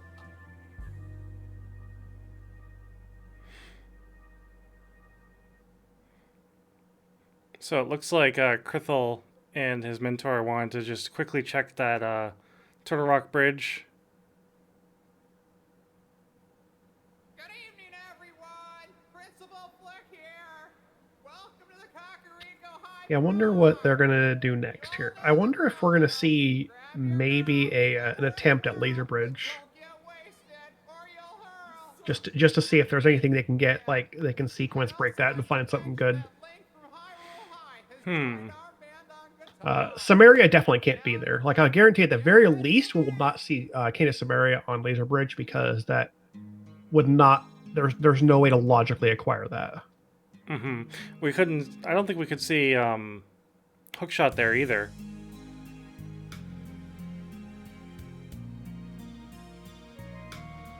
I guess it depends on the dependencies that I'm not necessarily keeping the best track of. But I mean, there's nothing inside TR that logically requires a hookshot. Well, I'm saying you would need red cane in order to get to laser bridge. So we know hookshot can't be on laser bridge. You need cane to get to the front of Turtle Rock, so we know it can't be there. Well, sure, but I mean, if Samaria is obtainable elsewhere, somewhere that doesn't need the hook shot, then it's possible. Oh, It's speculation. Catfish is 300 rupees. It's not there. yeah.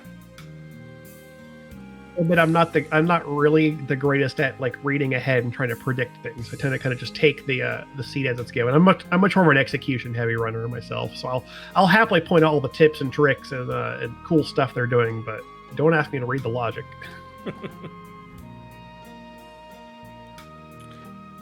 Which kind of reminds me, the next race is me and you. It is. It's going to be us tomorrow on the stage. I'm hoping we're not going to get another Malmo seed. Don't let Malmo roll it. I'll try to do it, or maybe we could have Espeon roll it. Hopefully, give Malmo's seed rolling a break for once. So I don't know if I've ever had anyone explain to me the Stalfos room that Nico just went through, and how you can make it so that you're killing only 2 of them instead of all 4. Yeah. So the kind of the easy way to do it is that when you enter the room, you walk up, grab the pot, walk to the exact middle of the room along the wall, and then walk down. And then you kind of have to just know where to throw it from. And then you throw one of the pots to the right or to the right, usually. And you walk back up to the wall, go to the left pot, walk a little bit out, and throw it down and hit the other Stalfos. And it works because of the way they spawn. Basically, you disable 2 of the spawns because one of them tries to spawn inside that pot that's to the south, and the other one tries to spawn in the wall. So that's what kind of disallows 2 of them from manifesting. But it's a very specific movement. There's a little bit of wiggle room, honestly. Like once you get really good at that room, you don't walk all the way to the wall. You still kind of you develop a kind of just a knowledge of what the tolerance for it is. Mm-hmm. Yeah, it looks like we're seeing GT for the first time, hoping that these first 3 checks have something. Yep. Oh my god. It's a distinct possibility.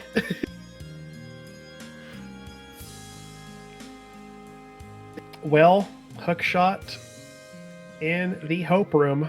We hoped for it and we got it. So that hookshot opens up the entire left side of GT as far as being accessible. Whether it's logical depends on where the keys fall, but I think most likely it's going to be entirely logical, like completable. I want to say, as someone who kind of understands the logic, that we already have enough keys to clear this side. Oh yeah, there's so many freaking keys. Look at that. As long as I think we find at least two small keys in the Stalfos room, yeah. Yeah, that gives us three chess keys in total. I believe that takes the entire left side and puts it in logic. Mm-hmm.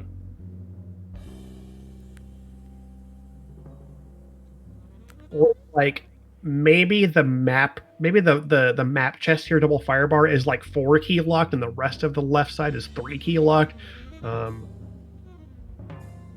probably wrong on certain parts of that. At some point, I'm going to actually I'm going to analyze it myself, and then I'll fully understand GT key logic. But until then, I'm going to assume that what people tell me is correct. I'm right with you on that one.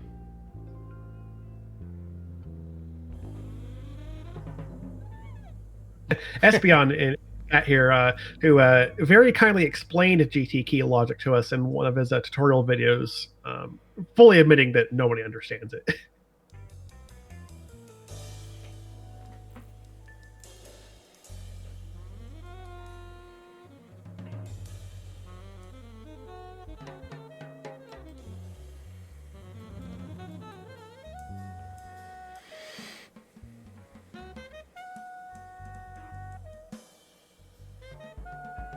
All right, so Random Room comes up with a whole lot of nothing. Meanwhile, neeeekolaz is making his dig into Palace of Darkness. So do you think Krithel has a good chance of seeing the big key on this side? I don't think we've seen it yet. I think it's fairly likely. No, we haven't seen the big key yet. It's likely enough though. There are more checks on the left side than the right, but hopefully we don't need Keen to actually complete the tower. It'd be nice to find the big key here and be able to just go right up the climb.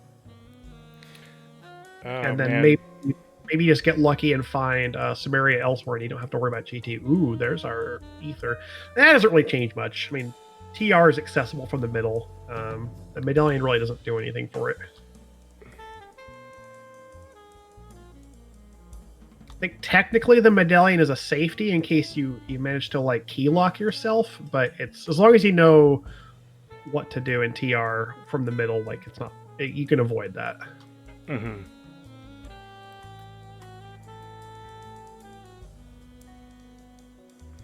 Oh no.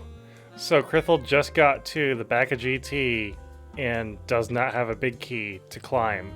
We need Samaria to find the big key on the right side of GT. That sucks. So where's Samaria locked out of Turtle Rock and out of GT right now? So right now, though, we do have a dungeon that's newly accessible, and that's Swamp Palace. We came with the hook shot, and that gives us entirely swamp access. So we're gonna see a full clear of swamp next. And Krithel is heading right for it because that's like the thing you do now. Like nothing else really makes sense compared to swamp. Oh, so SBN, I don't know if you're coming in late, but Moon Pearl was found an hour into the seed. Yep, we had to bunny revive into Skull Woods for the pearl.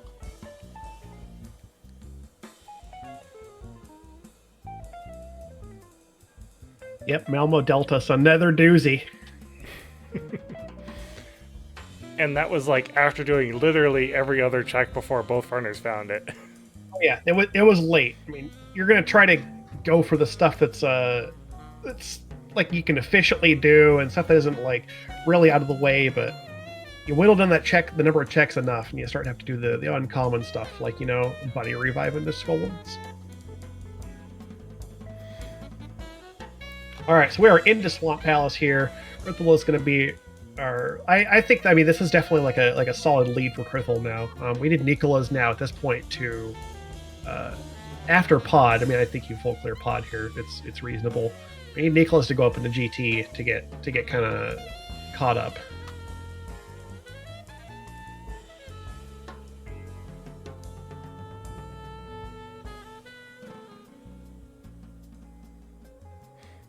So, I don't know if it was said or not. I may have been distracted if it was, so I apologize if I'm asking a question that was answered. But what in the world are Overworld Glitches, and how is it different from Link to the Past, and how is it good for a randomizer? So Overworld Glitches, you know what the overworld is, you know what a glitch is. You put them together, and it lets you go everywhere you want in the overworld, pretty much. It opens up the overworld a lot, honestly, compared to NMG. You get to do things like we've seen earlier in the seed, like you go straight from race game to desert ledge. You can get into the mire area without the flute. The flute is commonly referred to as a paperweight in Overworld Glitches because it's not needed to get to places. We still like to see it early because it gives us it's a really good mobility option, but you don't need it. You can get to like checks like Graveyard Ledge and King's Tomb or Sphere 1. They are part of your opening sphere. You don't need anything but boots, but your opening equipment to get to them. And you always start with boots because without boots, it's not really possible to do anything in OWG. the fact that we can boots clip into slopes and do that to teleport and whatnot, like you can't do that without the boots. So there's a reason we start with them in OWG, because it's just we need them. But as far as the insides of dungeons goes, all the NMGCs you've watched, any standard or open, inverted, etc., in the NMG rule set, I guess is what we call it. The insides of dungeons are entirely the same. So the tricks you see, like diver down here and icebreaker and stuff, still things that are allowed. None of that. The logic has not changed at all. The only logical changes that are made are for overworld stuff, and then things like bunny reviving in dungeons. But yeah, getting stuff out of logic like icebreaker and whatnot still has not changed in terms of what's logically available. The swamp is shaping up to be an interesting playthrough, considering we're having to come all the way back over here to swamp to look for hopefully a red cane. Yeah, it'd be nice to turn up some area and have that be our next step here. Because otherwise we're having to look at like what's left. Is it Mire? I think Mire's about the only thing left after this. Yeah, but we still need bombos for that, don't we? Yeah, I mean, if we find Bombos, we're in trouble here. And then it turns into an all dungeon seed. Yeah, pretty much. Despite Ped being dead, we may have to do all the dungeons anyway. Except for Aga. We never have to kill Aga, really, unless there's an item in Lumberjack. Which I believe this one was just a heart piece, so we're safe there.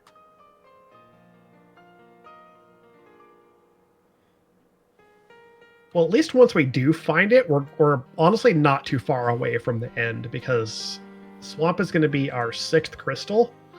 So just like the last race, actually, we're gonna have it 6 crystals and be like 1 item away from go mode, and it's just a matter of needing 1 item to access that last crystal. Mm-hmm. Krithel's now in the back of Swamp here. We're gonna see another Holy Diver, and pop into the rail, hop out, easy enough. Grab those checks. There's our powder. Magic Bat could have it. Yeah. That's what we need. More fetch quests. Sure, why not? Throw bombos on Magic Bat, why not?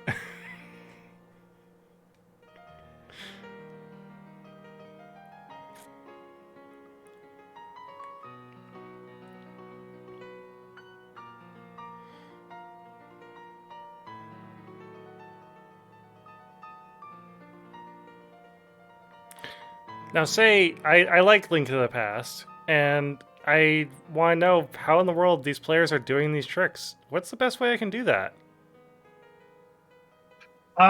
Get on our Discord, !Discord in chat, and join up in our channel. We have a whole section of the Discord dedicated to this mentor tournament. Of course, again, we're in week 2, so the tournament itself is already underway. We're not taking any more entries to sign up for it, but you could still hang out and learn some stuff. Like, we've got mentors that are generally active at just about any time of day, and even if not, the mentors aren't around, we've got 16 new people who have been learning the rule set and how to get around the world.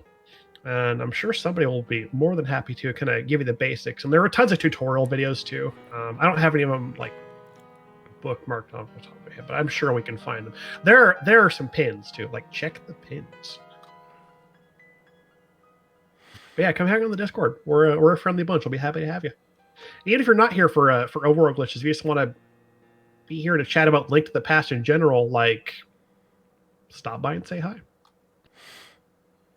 Now, what if I were really brave? Is there like a harder mode? Like, maybe I think this is too easy, and I think Overworld Glitches seems too simple. Is there like a harder version? I mean, I don't know if it's necessarily harder, but like, you could get into major glitches. Now, disclaimer: I don't claim to know anything about major glitches. I've never done it, nor do I even feel like that's a next step for me. I myself may just be very well content with OWG, but major glitches basically takes everything you see in OWG and starts mixing in some of the tricks within dungeons. So like, you can start like using like bomb clips and stuff to move between different tiles on the map to go to different dungeons, and it gets a little bit wild from there. Magic Bat doesn't have it. It's a 50 rupees. Where the heck? Where is our What? red rod? What haven't we seen, actually? I'm trying to think of what's left. We've seen, Man. like... What is actually left here? Well, we're going to go see Hera again. We're just hair clipping it up. Let's see. We saw Spike Cave. I think we've seen everything we can get to in TR. I actually don't know if we saw what the shovel check was yet. I don't remember. I want to say we did, but I mean, it's been a long seed of where the heck are the items. Oh, that is an interesting kind of glitch. The fairy just popped out of the bonk rocks there for no reason. I'm not honestly sure how Krithel managed to bonk the rock and get the fairy without the rock breaking, but that's cool. Krithel's heading towards the front of Turtle Rock, but there's nothing you can do here without the red cane.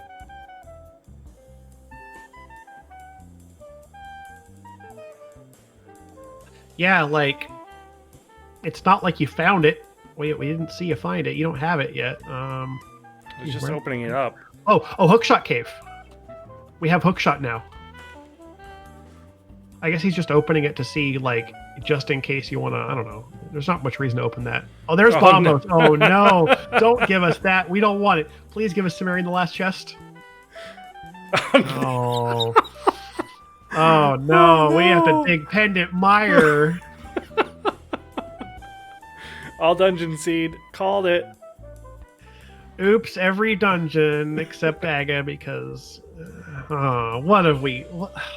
What are we doing here? Oh my God. I think we can officially say that we have rolled the worst seed possible. This is definitely one of the most egregious seeds I've seen in this tournament so far. I haven't watched every single race, but from what I've seen, this one's pretty bad. So that means that early GT dip to get the hookshot was required in order to get Bombos in Hookshot Cave, in order to come into Misery Mire. Yeah, it's not like you can hop into GT and just like pop out and go to Hookshot Cave, because when you clip into GT, you're stuck. You have to save and quit out, and then go back up and go all the way back up to Hookshot Cave to even have a go at that. So, ugh. Yeah, I don't blame Krithel for putting that check off this long. Yeah, because like you get Hookshot, and you're like, oh, we can go straight to Swamp. Swamp has 6 items in it. Surely that's the progression. Yeah, it's 6 items versus 5 items. One of them you can see in the light world as you're passing by. Exactly. Well, I mean, even going back to Hookshot Cave is just like, that's only 3 checks. I mean, four. He already bonked it, so he had 3 checks left. Like you play the density game, of course. There, like 100%. All right, we got 777 rupees. We're gonna find the cane first check. Nope, never mind. No Godmire today. Roll for the jackpot. I wanted it.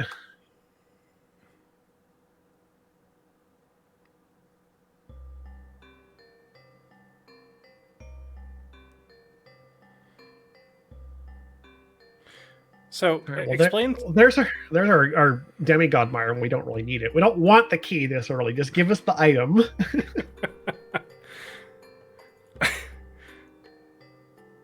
Now, explain to me what a Swiss bracket is. So we've got 16 participants. In the round 1, in the first round, we just jumble them all up and assign them in pairs, like completely random. There's no seeding or anything, or skill weighting, whatever you want to call it. Just draw 2 names and put them in a match together. So round 1, everyone's got 0 wins, the initial week. After that starts to then create groups. So this is week 2. I believe this is 0-1, isn't it? Let me double check. Yes. So Krithel versus neeeekolaz. This is the 0-1 round. So they both lost their first game. So that puts them then into the 0-1 bracket. So the idea with Swiss rounds is every game that's played is against someone with the same number of wins as you. So like Cinaeth and myself here tomorrow we'll be playing against Jitterer. We have both won our first game, so we're in the 1-0 bracket. And then after that, week 3 will be played. So it starts to thin it out. So like after, Oh my after God. that, there it is. Meyer Big Vanilla Vanilla Red King. Samaria. Oh no! Oh my God. Thanks, I hate it. Well, at least we can go to TR and finish the game. Oh my God, that is so good. So the play here, you think, is go to TR and then go to GT? I mean, yeah, because at this point, like, because you're going to be on the mountain, right? You finish TR, then you go to GT. You could do the crystal cutscene if you wanted to be really silly, but I think you do TR first because that way you don't have to make another mountain climb. Mm-hmm. But yeah, this is a goofy seed. I love it and hate it at the same time. We need to link the link to this seed to anyone who knows about Overworld Glitches and be like, you need to play this seed. Yeah, I could put this into a streamer queue or two and see, like, here you go, have fun. So Krithel is going in the top of TR. This is an interesting interesting play I don't necessarily agree with. I guess the magic refill is nice, but like you can do it from the middle. Heck, you could go from the bottom, actually. Like, you could actually do, again, not logical to go to the bottom of it, but you could do one of the two ways to enter the laser bridge entrance and just, like, do it in reverse, and then just mirror once you find the big key. I think the reason that they're doing it this way, and correct me if I'm wrong, is, yeah, we're hunting for the big key, and the only place it can be is up front. I guess if we have those... No, actually, you're right. Okay, no, that's a little more reasonable. I mean... Yeah, because we've already checked the stuff. That's correct. Okay. Fair.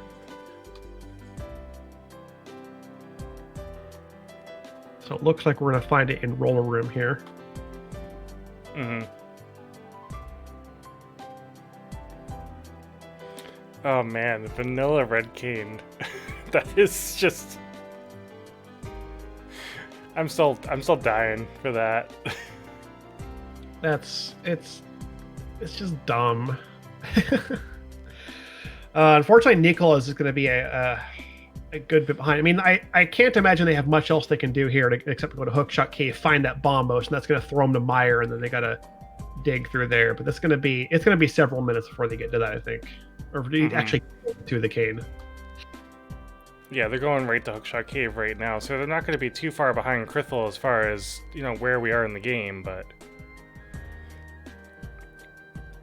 It looks like Krithel found the big key and decided to mirror out of TR. I wonder if they're just going to do a mirror wrap. Yep, that's what they're doing. Yeah, they're going for laser bridge. I like this, actually. So this is a really cool way to get there. There are a couple ways to do it. The mirror wrap is a little easier to pull off. You do all those motions and you go in the laser bridge entrance, basically. Yeah, I've heard that there's a way to do this without the mirror, and I've heard it's not fun. Actually, yeah. So we saw that in the previous race today. Actually, we saw them. I forget who did it. But we did see a mirrorless wrap into the laser bridge entrance. It's a little more complicated to set up. It's a very even more specific set of movements, but it's entirely possible. Yeah.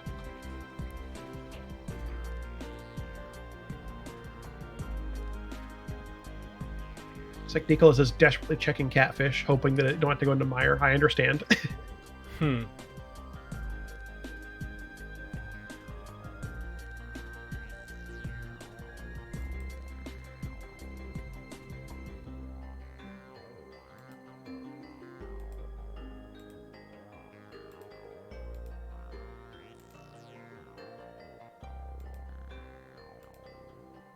And meanwhile, Krithel is in the Trinex fight. We really could not be better geared for this fight. We have red mail, 15 hearts, gold sword, half magic. Like this fight is just, it's easy. Looks like neeeekolaz is trying to pull off another fake flute here. Didn't quite get the exact motion for it there.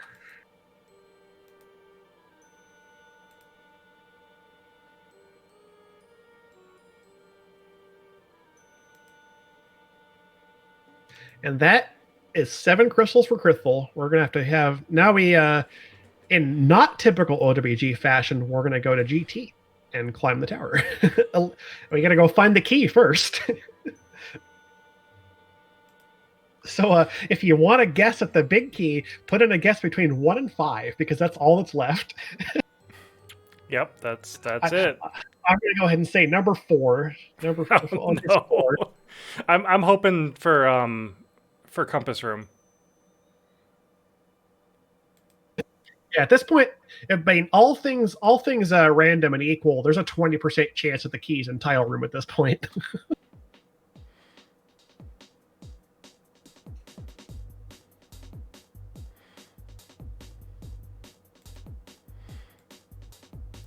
As we finish up the seed, I just want to give a huge shout out to our runners who are dealing with this nonsense that got rolled. Please go give Krithel a follow and their mentor Obscure. Also give neeeekolaz a follow and Malmo a follow as well. Yep, there are their links in chat there.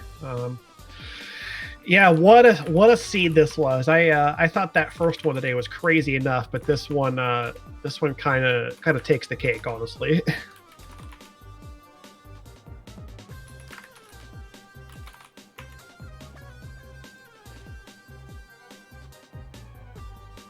neeeekolaz is now digging into Swamp Palace again. Entirely reasonable. Like, you did just get the Bombus Medallion, but you got the hook shot. Like, you got a complete Swamp Palace. Like, I don't blame you one bit for going for here. Mm-hmm. All right, here's compass room. It was number 2. Number 2. All right. And a silver right next to it. What a nice little bonus thrown to the runners here. Like, you know what? You've been through hell. Here, have a free silver arrow. Imagine mirroring as soon as you got that big key, though, and not getting those silvers. Oh, wow. I mean, that's... With rooms like that, that's why you check, because just sometimes you find your second bow, or if you're still hunting for another sword, like, or armor, like, there's such quick checks, like, you might as well. If there's anything you can find that can improve the rest of your run here, like, go for it. And honestly, with the amount of checks that are left in the game, it's a pretty good chance that was silvers, because there really isn't a whole lot left. Yeah, like between those 2 and the 4 that we're getting on the climb, like there's a relatively decent chance you come up with the silver arrows at that point.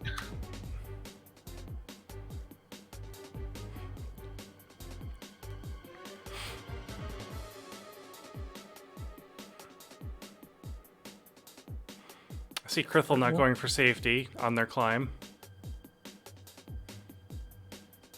Oh yeah, there are.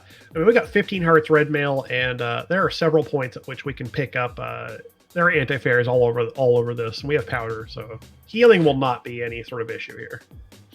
And chat pointing out that despite this terrible seed, Krithel is still on pace to sub 2. Oh yeah, absolutely. This is yeah, we're gonna see a sub 2 here. It's you think after all this, like, wow, how can you still get under 2 hours? But we've done it. We're in there.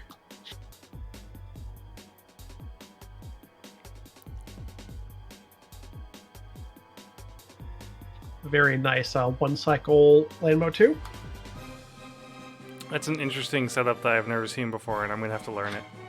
Yeah, that bonk is nice. It puts you kind of like horizontal or vertically where you want to be to get the first 2, and then you just got to adjust to the third one.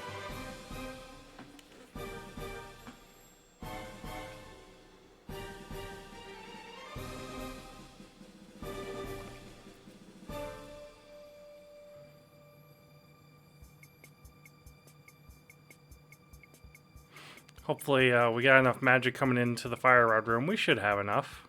Yeah, it looks like enough. You can even lamp it if you're even concerned about how much, and then pick up the full pot in the next room.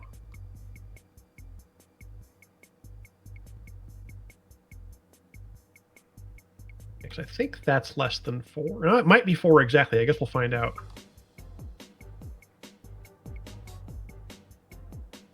Wow. Oh, a little more than 4 actually. Okay, sure, that'll work.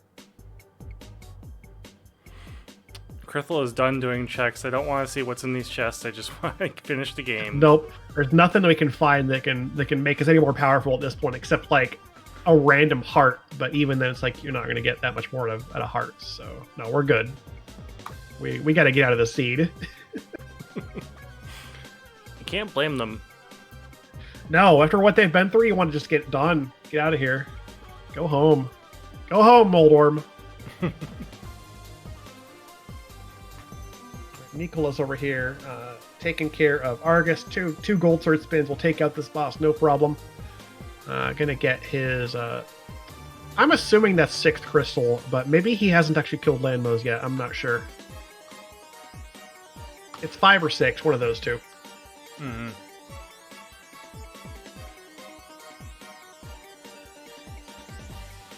Trying to play trigonometry with Agnum 2 is a skill. Oh yeah, this fight is nuts. Like, there's so much potential for really bad patterns here. Sometimes you just get really amazing patterns. They all stack up, and you can get like easy triples. That was a nice double, actually. Was it followed by another nice double? And you get patterns like this where it's just like you get like an easy. That went like things like that could have been a triple. Yeah.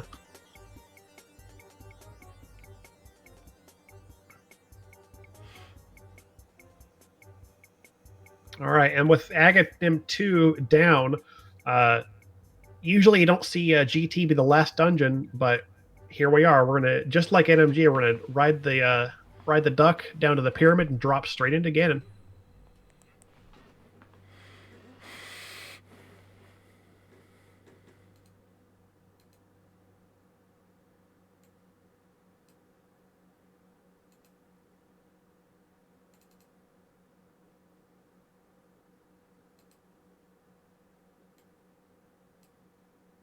This will be a pretty easy Ganon fight too. 6 gold sword slashes on each phase of phase 1 and 2 to the next phase.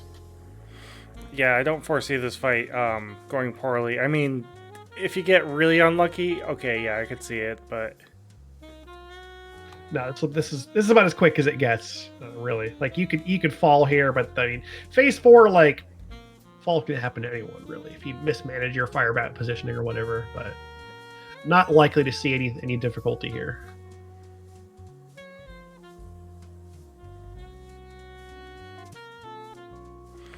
nice torch glitch. Oh, followed by a double.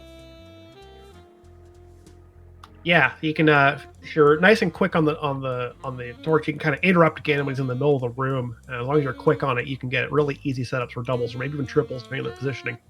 And that's going to do it for Krithel. We're going to see it. We're going to get an official time in just a moment. Throw those GGs in the chat for toughing it out through this seed.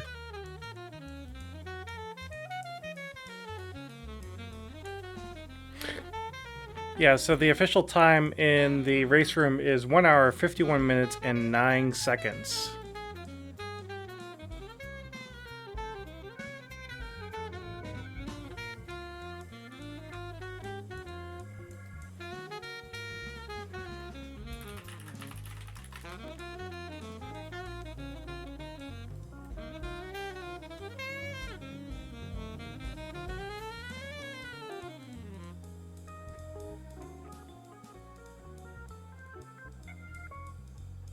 I need to step away for just a quick moment. While we're waiting for them to pop down and get ready for interview, I'll be right back.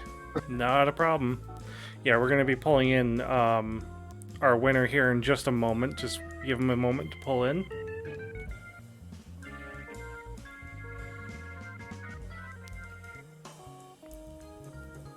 And we are joined by Krithel and Obscure, their mentor. How are you two doing? As well as can be given the seed. I'm still catching my breath back. My heart is pounding. Yeah, Obscure was more nervous than me at the end there. Can you? I guess my first question for you two is: when did you start getting nervous when you couldn't find the red cane anywhere in the seed? I don't know, probably when we had to go to GT and found the hook shot there. Because that could have easily been gone way earlier. Mm-hmm. So that locking the red cane felt bad up until it unlocked Bombos, which sucked, but at least meant red cane was harder to find.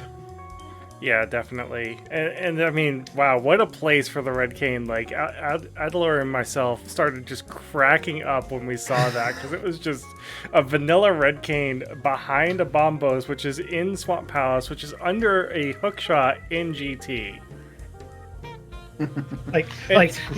That's almost, it's almost planned to a level of have this chain of items, seriously.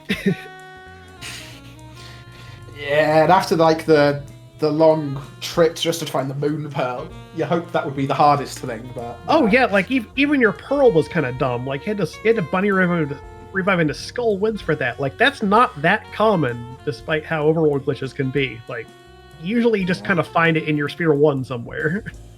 Mm-hmm. Yeah, and there was so much open to us. Like obviously we ended up doing ice and stuff beforehand because it could have been there. You both went into ice looking for it, which I mean, given the equipment, I feel like that was an all right play. I liked it. Yeah. I know Malmo was rooting for Moon Pearl on Ice Palace boss, so I figured they'd go in there earlier anyway. Yeah, it was also just a decent play. It was a crystal. Yeah, no, you had to do it. It's a dungeon you can clear as long as you can accomplish the bomb jump, of course.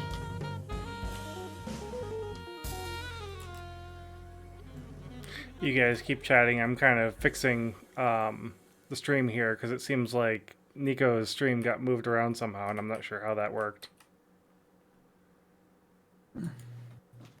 So how did you feel in terms of like being ahead or behind? Like, did you think you were way behind?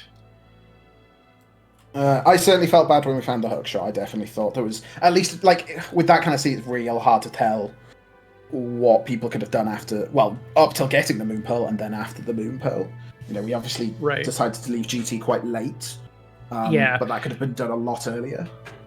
Oh yeah, like GT, obviously, like at that point, it's only 3 checks. Like, and you really following the general rule, like I explained earlier, is like you kind of do GT when you can access Ice Armos. So it's like I don't blame anyone in this seed for putting it off till really late, because 3 checks in that dungeon, like that's not really a strong priority.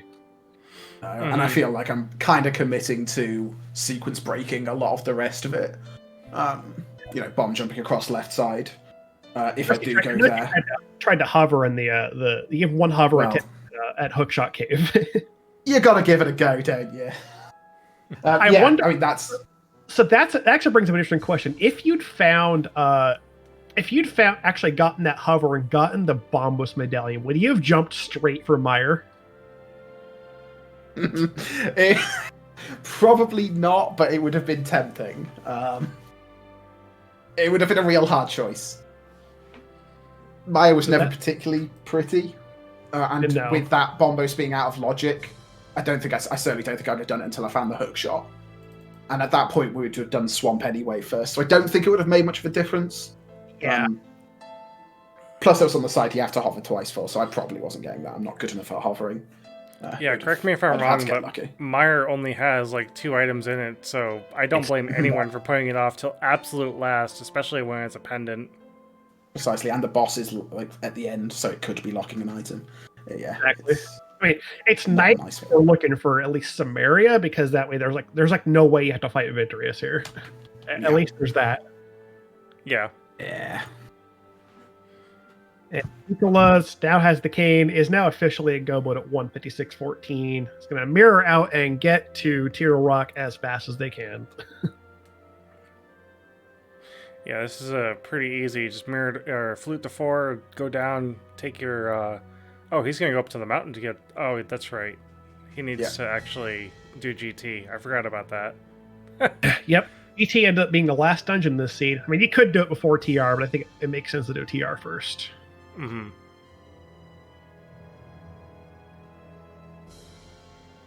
Yeah, it makes sense to do TR first because you're going to get warped off the mountain if you try to do GT first.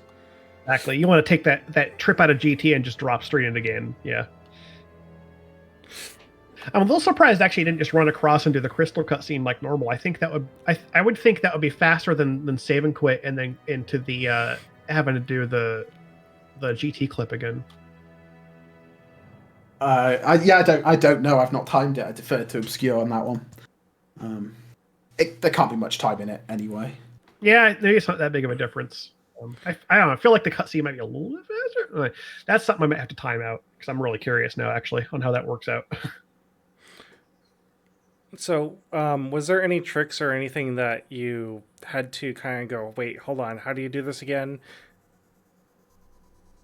So I'd been practicing a lot today to reinforce the tricks I kind of know, because there's still a bunch I don't know. So I'm glad we didn't have to do mirrorless laser bridge wasn't here because I don't know how to do that. But what I pulled out today, like most, was the quick wrap into Tower of Hera, which is something I practiced over the week just to get fast at. Mm-hmm. Probably the biggest thing I've kind of pulled out from my practice, but I was a lot cleaner this week than I was last week. That's pretty much what I'm happy about. Yeah, Hera clip is definitely one of those. It's like one of the most important things to have down, considering how useful just that is. We're getting to the top of the mountain. Yeah. Yeah, you're doing it so much that saving even a little bit of time is it adds up. Mm-hmm. Yeah.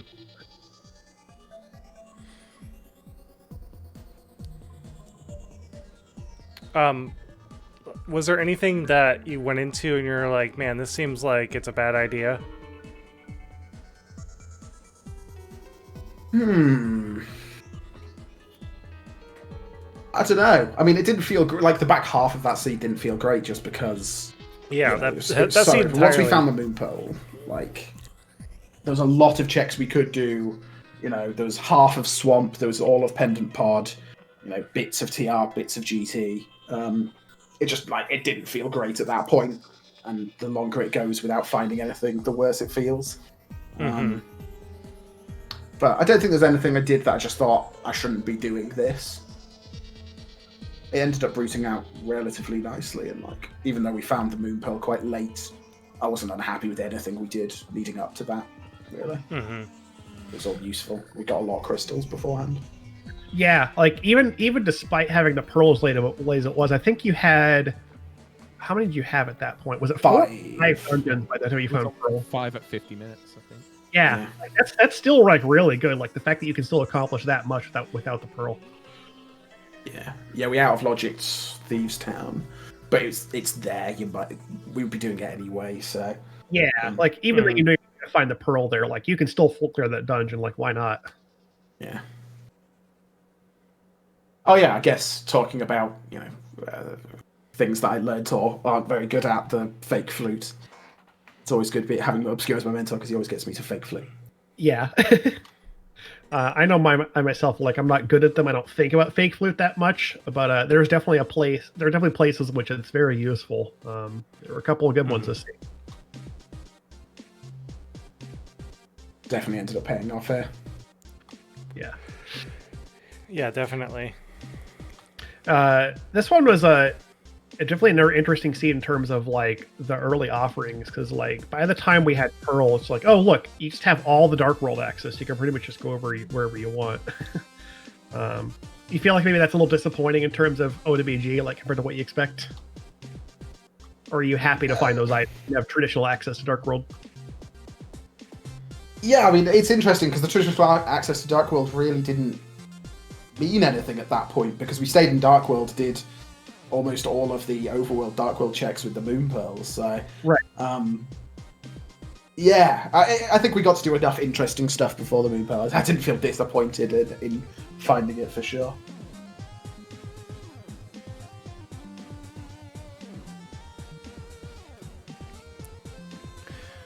So, what tricks do you think you're going to practice now that you're going to be going into Swiss Round 3? So, I think mirrorless laser bridge. I'd kind of like to at least know how to do that. And me and Obscure were talking about beforehand a few more basic ones that I just don't know. So I think we'll probably have to go over those. Like getting into Super Bunny. Yeah, I think the Super Bunny one, and then you've got the citrus clip into GT, which I always really liked when I was doing Overworld Glitches last year, I think. Why would you need to learn how to do citrus clip into GT when you have boots? Well, if you're a bunny, if you haven't got Moon Pearl, Yeah. there's plenty of times where you sequence break Agger 1 by doing Agger 2, and that's amazing when that happens.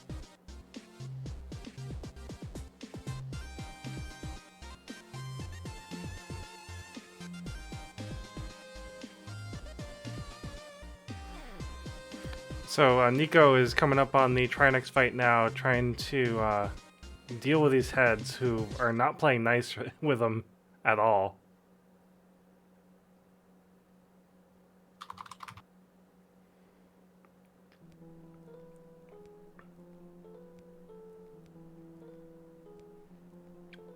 Is there anything else that you guys can think of in the seed that was like a wow moment or a disappointment or something that kind of stood out, you know, in your point of view, playing the seed? So from my point of view, it's pretty interesting. Obviously, we had the false start at the beginning where somehow we managed to mix up seeds. Yeah. And, you know, that previous seed was so nice in its opening. We got such nice items. Yeah, that was that the one that had the pearl in Saha's closet? Yeah, we had Pearl Hammer, Fire Rod by the time we had to restart. I'm sorry we didn't play that one. That would have been nice and quick, yeah. It would have been... well, yeah, who knows with Overworld Glitches. Could have come down to the same things. But, but it's interesting. I mean, this seed also was pretty loaded at the start. We got quite a lot of stuff. You know, we got a hammer back. We got a mirror early on. So I quite like seeds. Well, I certainly like early hammer. Overworld Glitches can give you hammer very late. And certainly last week I struggled with that. So early hammer's always good, and then mirror's nice because it unlocks a bunch of cool stuff with the mirror wraps. Yeah, I definitely appreciate an early mirror for sure. Yeah, because at the beginning of the seed we had Titan's Mitts and Flute, and I was saying to Krithel, I was like, if you find mirror now, we are going directly to Maya Sheds. And like as soon as we picked it up from Mini Moldons, I was like screaming, just Maya Sheds, go Maya Sheds. But talking about the beginning of the seed, we were even the other seed that we played, we were talking about like different starts, about going up to early Death Mountain DMAs and checking out Graveyard Ledge, farming bombs there. So we're just talking about that. I mean, we ended up finding 10 bombs anyway in Saha's closet, I think. So it kind of made that. But yeah, was talking about like different starts, like what we could do, how we could route it slightly differently. Excuse me.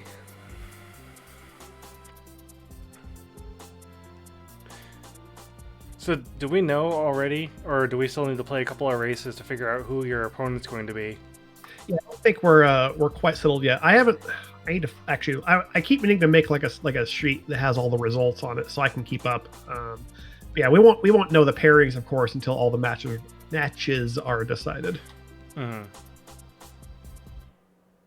Yeah, I'll be going into the one-on-one bracket, so to speak. Is there anyone in particular you might be looking forward to racing or being afraid of? I mean, I'm afraid of everyone. It's a really interesting field, to be honest. There's a lot of really good players. So, it's because I was in the previous Mentor Tournament earlier this year, and I don't know, the average field here feels a lot stronger. There's a lot of very good players. So definitely, like being in 1-0, if I end up winning tomorrow against Cinaeth, like I'm kind of scared of being in the 2-0 bracket because like I'm going to be up against like Don Venier or Krelbel. I think they're both going to destroy me at this.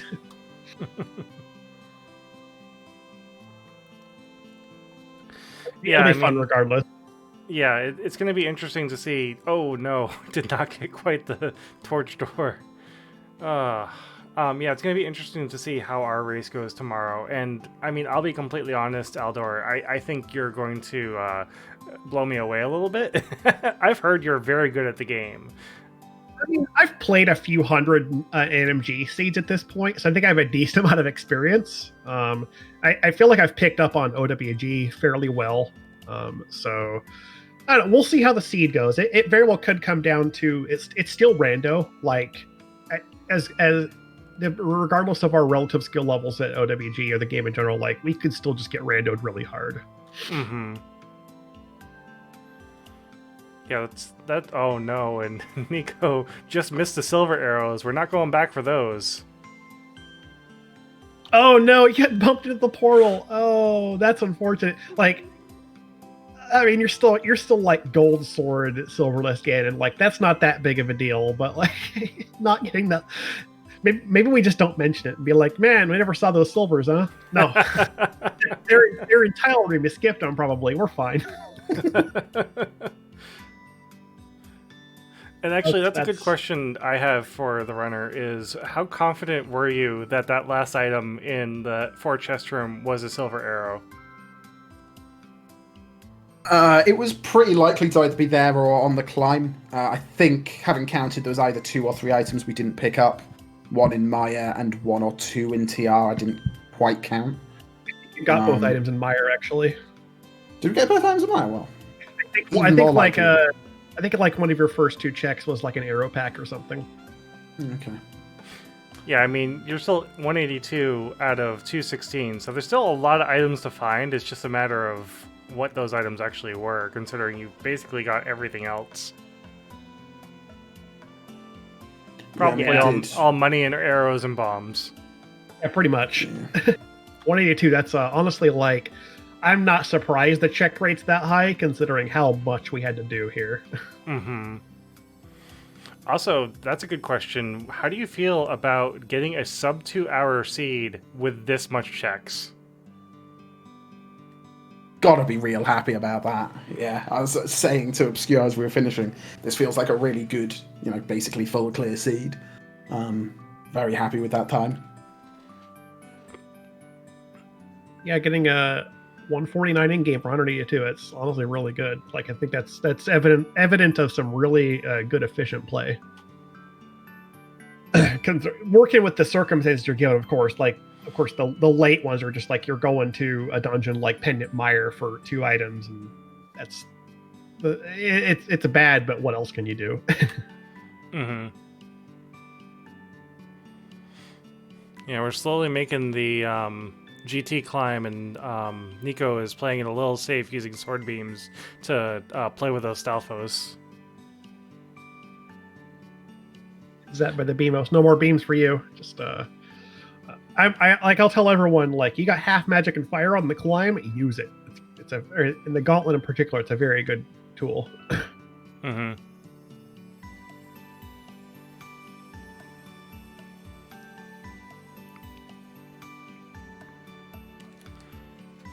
See, now Nico's doing what I do on climb. Take out bombos and kill everything.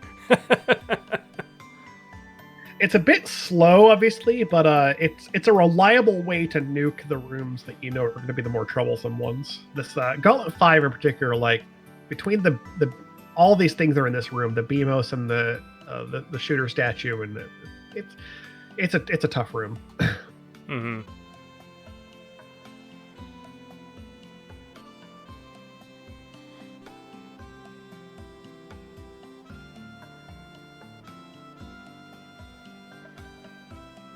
We're through Landmo 2 here.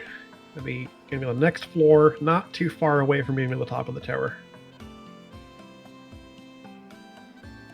Beginning into the Ganon fight in just here.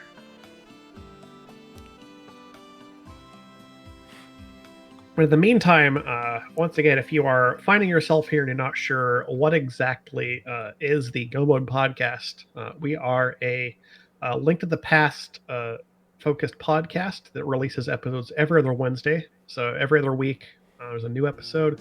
I go over a lot of techniques, strategies, talking about game mechanics, certain logic levels. Like there was an episode, of course, dedicated to talking about overworld glitches leading up into this mentor tournament. If you like podcasts, you want to learn more about the game, feel free to check it out. !podcast in the chat.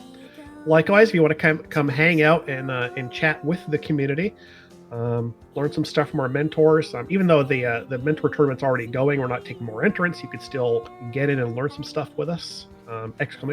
!Discord in the chat will get you that link. You can come say hi and hang out.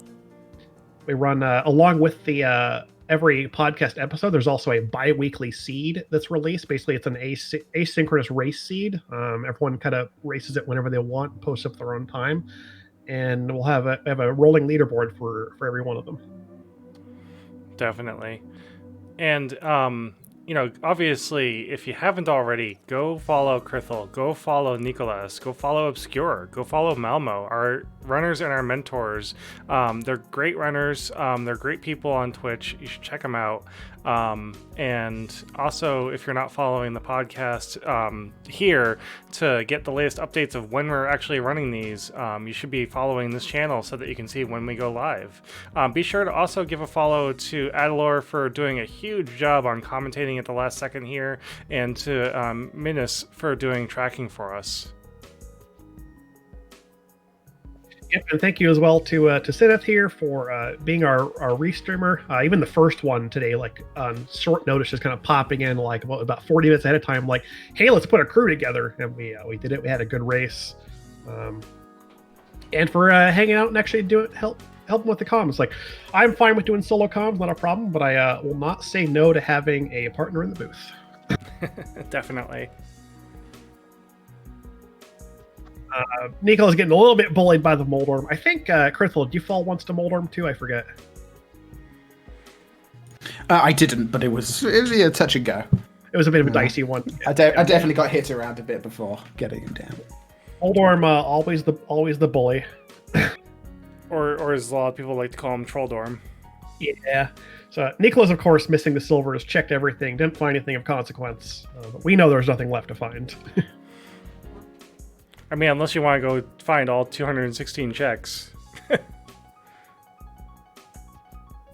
And we're not that far off. Between stuff we found, items we looked at but didn't pick up, like Bumper Ledge, and dungeon item checks that we knew we didn't need to look for, we've pretty much cleared the whole seed at this point. Mm-hmm.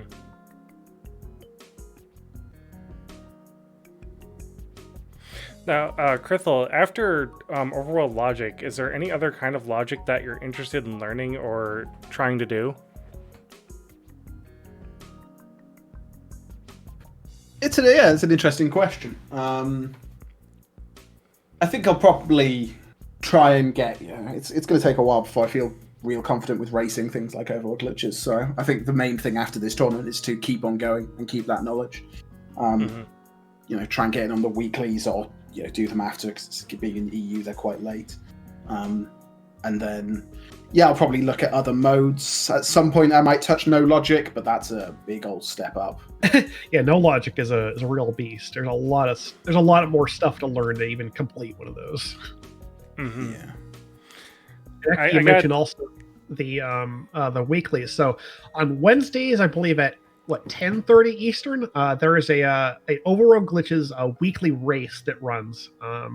Those are generally coordinated. I think in the main Discord we'll mention it. We've been mentioning it in our Discord for Gumba podcast. You can always look for the race room as well. They'll be posted about half an hour or so ahead of time. 10:30 p.m. Eastern Wednesday nights. We run an Overworld Glitches weekly race. So if you're around for that, check it out. Join up and have some fun. So I just noticed, and this is something that the randomizer does, but I just noticed that Ganon's text is a goose joke, and we have a goose.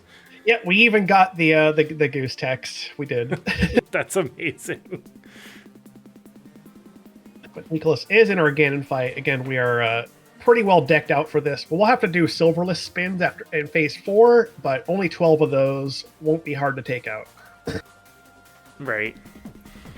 Yeah, I mean, Silverless is still a little scary. If you don't know what you're doing, it can definitely mess with you, even on Red Mail and Gold Sword. You kind of have to know what you're doing with it.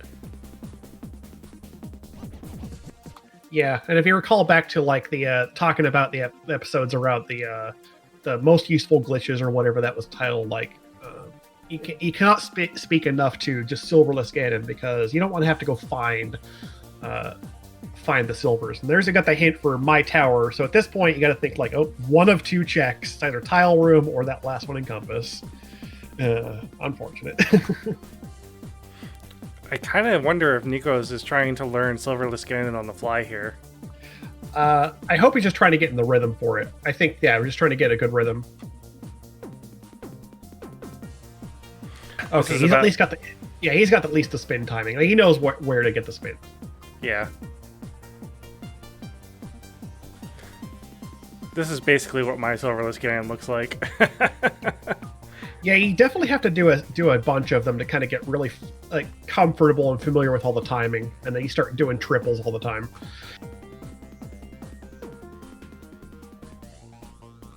But until then, don't feel like you're compelled to get triples. Just learn the timing, get your safe doubles, learn how to manipulate the fire bats so that you don't get knocked into a pit. Yeah, just don't go too crazy with it. Get the basics down first. Mm-hmm.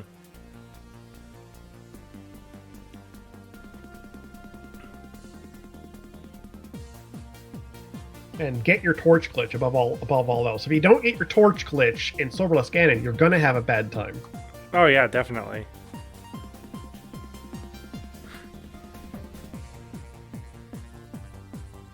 We're running a little low on life, but we have a lot of hits in. Oh, we got a red potion to back us up.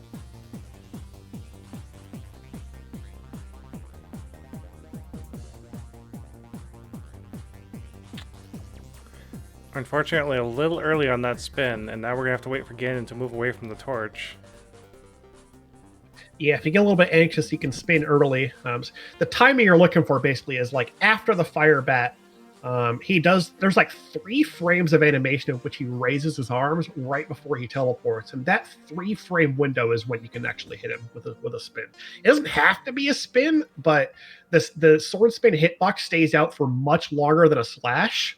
So the spins are ideal because you can basically wrap that entire timing window around that 3-frame window of opportunity. I actually didn't know that.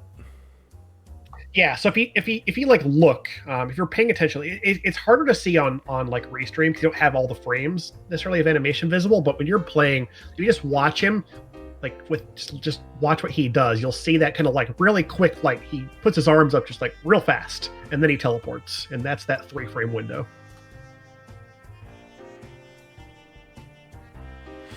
Nico's trying to get back into the rhythm of the game here.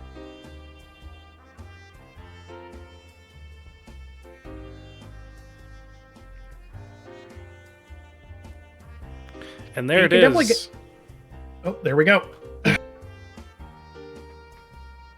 12 spin slashes later, or 12 sword spins later, we are done. Throw your GGs in chat for Neeekolaz for getting through this crazy freaking seed. We've got an official racetime.gg time of 2 hours, 20 minutes, and 50 seconds, and we are joined in the booth by our second place finisher, Neeekolaz, and his mentor. GGs to you both. GG. Thanks. GG. GG's, guys. All right, so Malmo, why do you do this to us? Because you let me. That's Timp. Timp is the one who let me do this. Malmo, And also blame Cinaeth for enabling this command so that I can roll these seeds whenever I want. Also, I was totally once again wishing for Ice Palace to have the Moon Pearl because I really want to see that once. yes, we'd like to see It did have the cane or the bow, so it wasn't completely empty. Oh yeah, we did get something out of Ice at least. Yeah. GG, Krithel. Nice work. GG. GG for making it through that. Yeah, Yeah, that as well. I would like to know, like, how long did it take you to get to that cane of Samar? A long time. So Yeah. pretty much last locationed it in the end. We put off GT till pretty late, got hook shots, and then all we had after that was Swamp and Hookshot Cave. So we did Swamp first and then Hookshot Cave. Followed Yeah. by Hookshot Cave was combos. combos. Yeah. Yeah. Which led to Pendant Mire for the vanilla Samaria. Yep. Yep. Oh, Considering how bad this seed was, a 30-minute difference between you two is not that bad when you really think about it.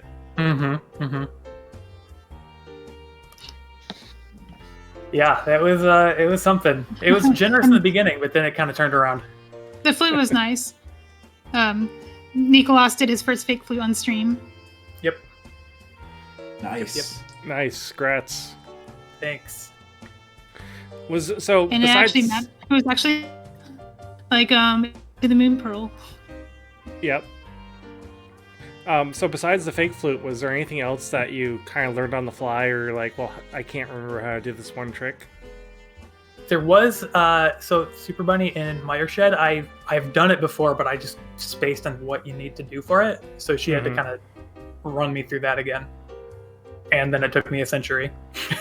Yeah. Reminding Nicholas that he has the flute. That was Oh a my lot of gosh. new tech to learn. I taught him a new DMA. It's called Flute to One. Yeah, there were so many times when I'm just like, okay, let's go dash this way. She's like, flute. Like, oh yes, I have a flute, don't I? Yeah, it was I think there were like 10 times. really that many. Nico, you're not alone on that It was a one. lot. I've told a lot of people where I've played some crowd control seeds, and when chat continuously takes away your flute, you're just used to not having the flute, even if you have it. I'm pretty sure like most of the seeds where I've practiced on, like flute is late game, so it's just like it's not in my mind. You don't even activate Yeah. it in Overworld Glitches if it's late. Right, Yeah, exactly. like, don't bother. So early. This is so And it- early. We didn't even DMA. Yeah, like it is weird. Because, like I was saying really early, like, oh look, we just have a flute for Kakariko, so we're not going to see any of the typical DMAs in Overworld Glitches. You're just gonna flute to one. Yeah, Right. it takes a little bit of the fun out of it.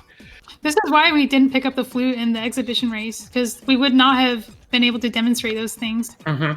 Right, It was in the Lost Woods. Like, it would have just completely torn apart that seed's glitch route. right. But yeah, you definitely want to. Yeah, understand that 'cause you want to show off all the cool things you can do. Mhm. Or, like, this is what Overworld Glitches is about. Yeah. Getting But on in and a off the race, mountain. in a tournament race, you don't do that. You use the flute. Oh yeah, 100%. You gotta go fast. You gotta go fast. Also, I was a little heartbroken when I got to Ganon, and he's like, "Did you get the arrows in my tower?" It's like the one chest I didn't go for, big chest. It wasn't Big Chest. Oh, did we Oh, skip a was it not? chest? What did I skip?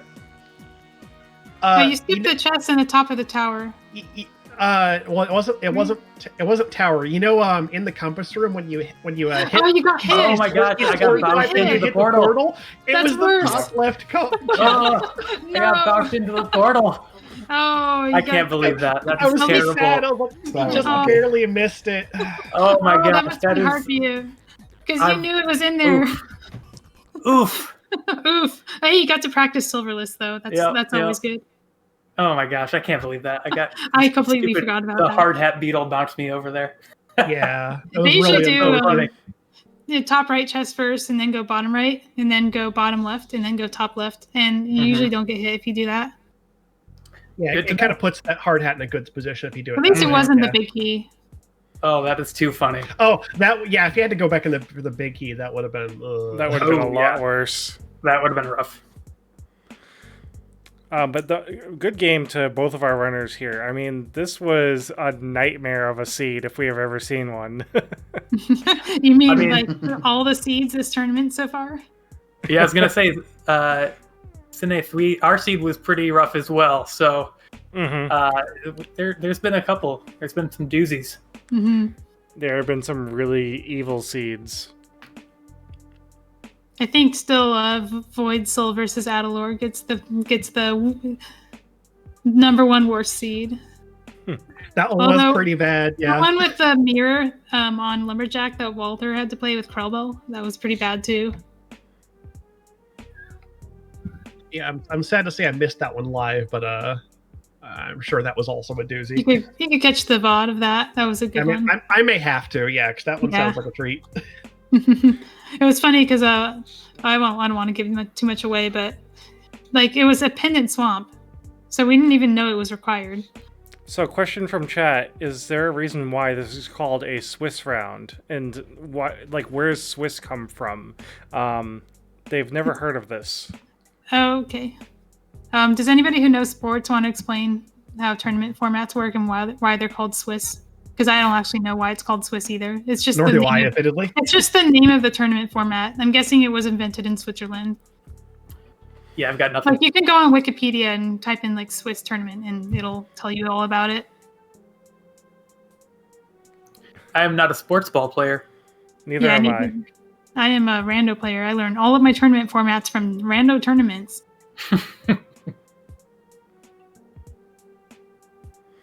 And I promise you, juggling the tournament formats has not been my role in this tournament adminship. This has been something other people have been doing for me because I don't know how this stuff works. And you've been mostly mentoring anyway. Yeah. It's only 5 races this week. No. You have to take so many, right? You guys ready for tomorrow? No. Oh, I'm ready. It'll be fun. All right. We had a debate earlier. I think we want to have Espeon roll it though and give you a break because you've been doing a lot of rolls. Oh, no ulterior motives at all. Is that the reason? The only reason, I'm sure Espeon's perfectly capable of rolling bad seeds. Speaking of seed rolling, how much do you want to bet the first one that I accidentally messed up entirely was just the most generous seed? Would have had it done in It was half a an hour. beautiful opening. Absolutely beautiful opening. Was it? We got It had nothing in it. yeah. It was We had- completely empty. Immediate Moon Pearl, immediate Hammer, Fire Rod. Oh, Got a lot wow. early. The seed that we accidentally played was completely empty in the beginning. I think that was, I want to say My that was the bad, seed guys. that Cinaeth was practicing on because apparently neeeekolaz got it from the Discord server. Oh, Yeah. okay. I was in, So like, whatever that seed you played, that was probably the seed that we were going to play. I was in pre-stream jitters and I was like, oh, there's a seed link. That looks like a seed. Let's play it. My bad. Sorry, guys. Okay. Not a problem. Thanks All for right, well- picking that up so early so we could pretend it didn't happen. It's gonna feel weird to do it. Like these are different items. I think that we do This is how these races work, right? Always check your seed hash. Yeah. Yep. If you guys don't know, the seed hash is displayed in the race room at the very top of the screen. It's in the seed title. It becomes added automatically by Sahasrabot. Good to know. All right, so is there any parting thoughts for our racers, for our mentors, for everyone who is in here right now? Once again, thanks for putting this together. This is your second restream today. And Adilor for doing solo cons. That can't be easy. Not too bad. I don't mind it. It's a different style. You have to kind of carry the whole thing, but I can handle it. Nice work. Yeah, thank you, everyone. I Thank echo you. that. Thank you, Cinaeth and Adilor, for the commentary. I'll definitely watch that. Krithel for the GG, and of course Malmo for helping me out big time throughout the whole thing again. Yeah, and good luck on next week. We're going to announce Swiss pairings for week 3 tonight. We don't have the results of Adilor versus Cinaeth yet, but it'll just say the winner of Adilor versus Cinaeth and the loser of Adilor versus Cinaeth as a placeholder. So that Nice. means you guys will have an extra day to start planning your races. Cool. And that race in particular is going to be tomorrow at 3 p.m. Eastern. If we have a restream for that, which I imagine we probably will, it'll be right back here on twitch.tv/GoOnePodcast. Feel free to join us for that one. I'll be on the stage, and so will Cinaeth. We'll be taking care of I believe that's our final race of the week, right? Yes. And I mean, unfortunately, I won't be able to restream that one for us You said that for this obvious morning, and- reasons. Yeah, but this time you actually cannot. All right, so I think that's everything. You guys all have a good night. Chat, have a good night. Be sure to follow us and check us out, and check out these restreams in the future. Yep. Take care, everyone. I've been Adilor with Cinaeth as my restreamer and co-commentator.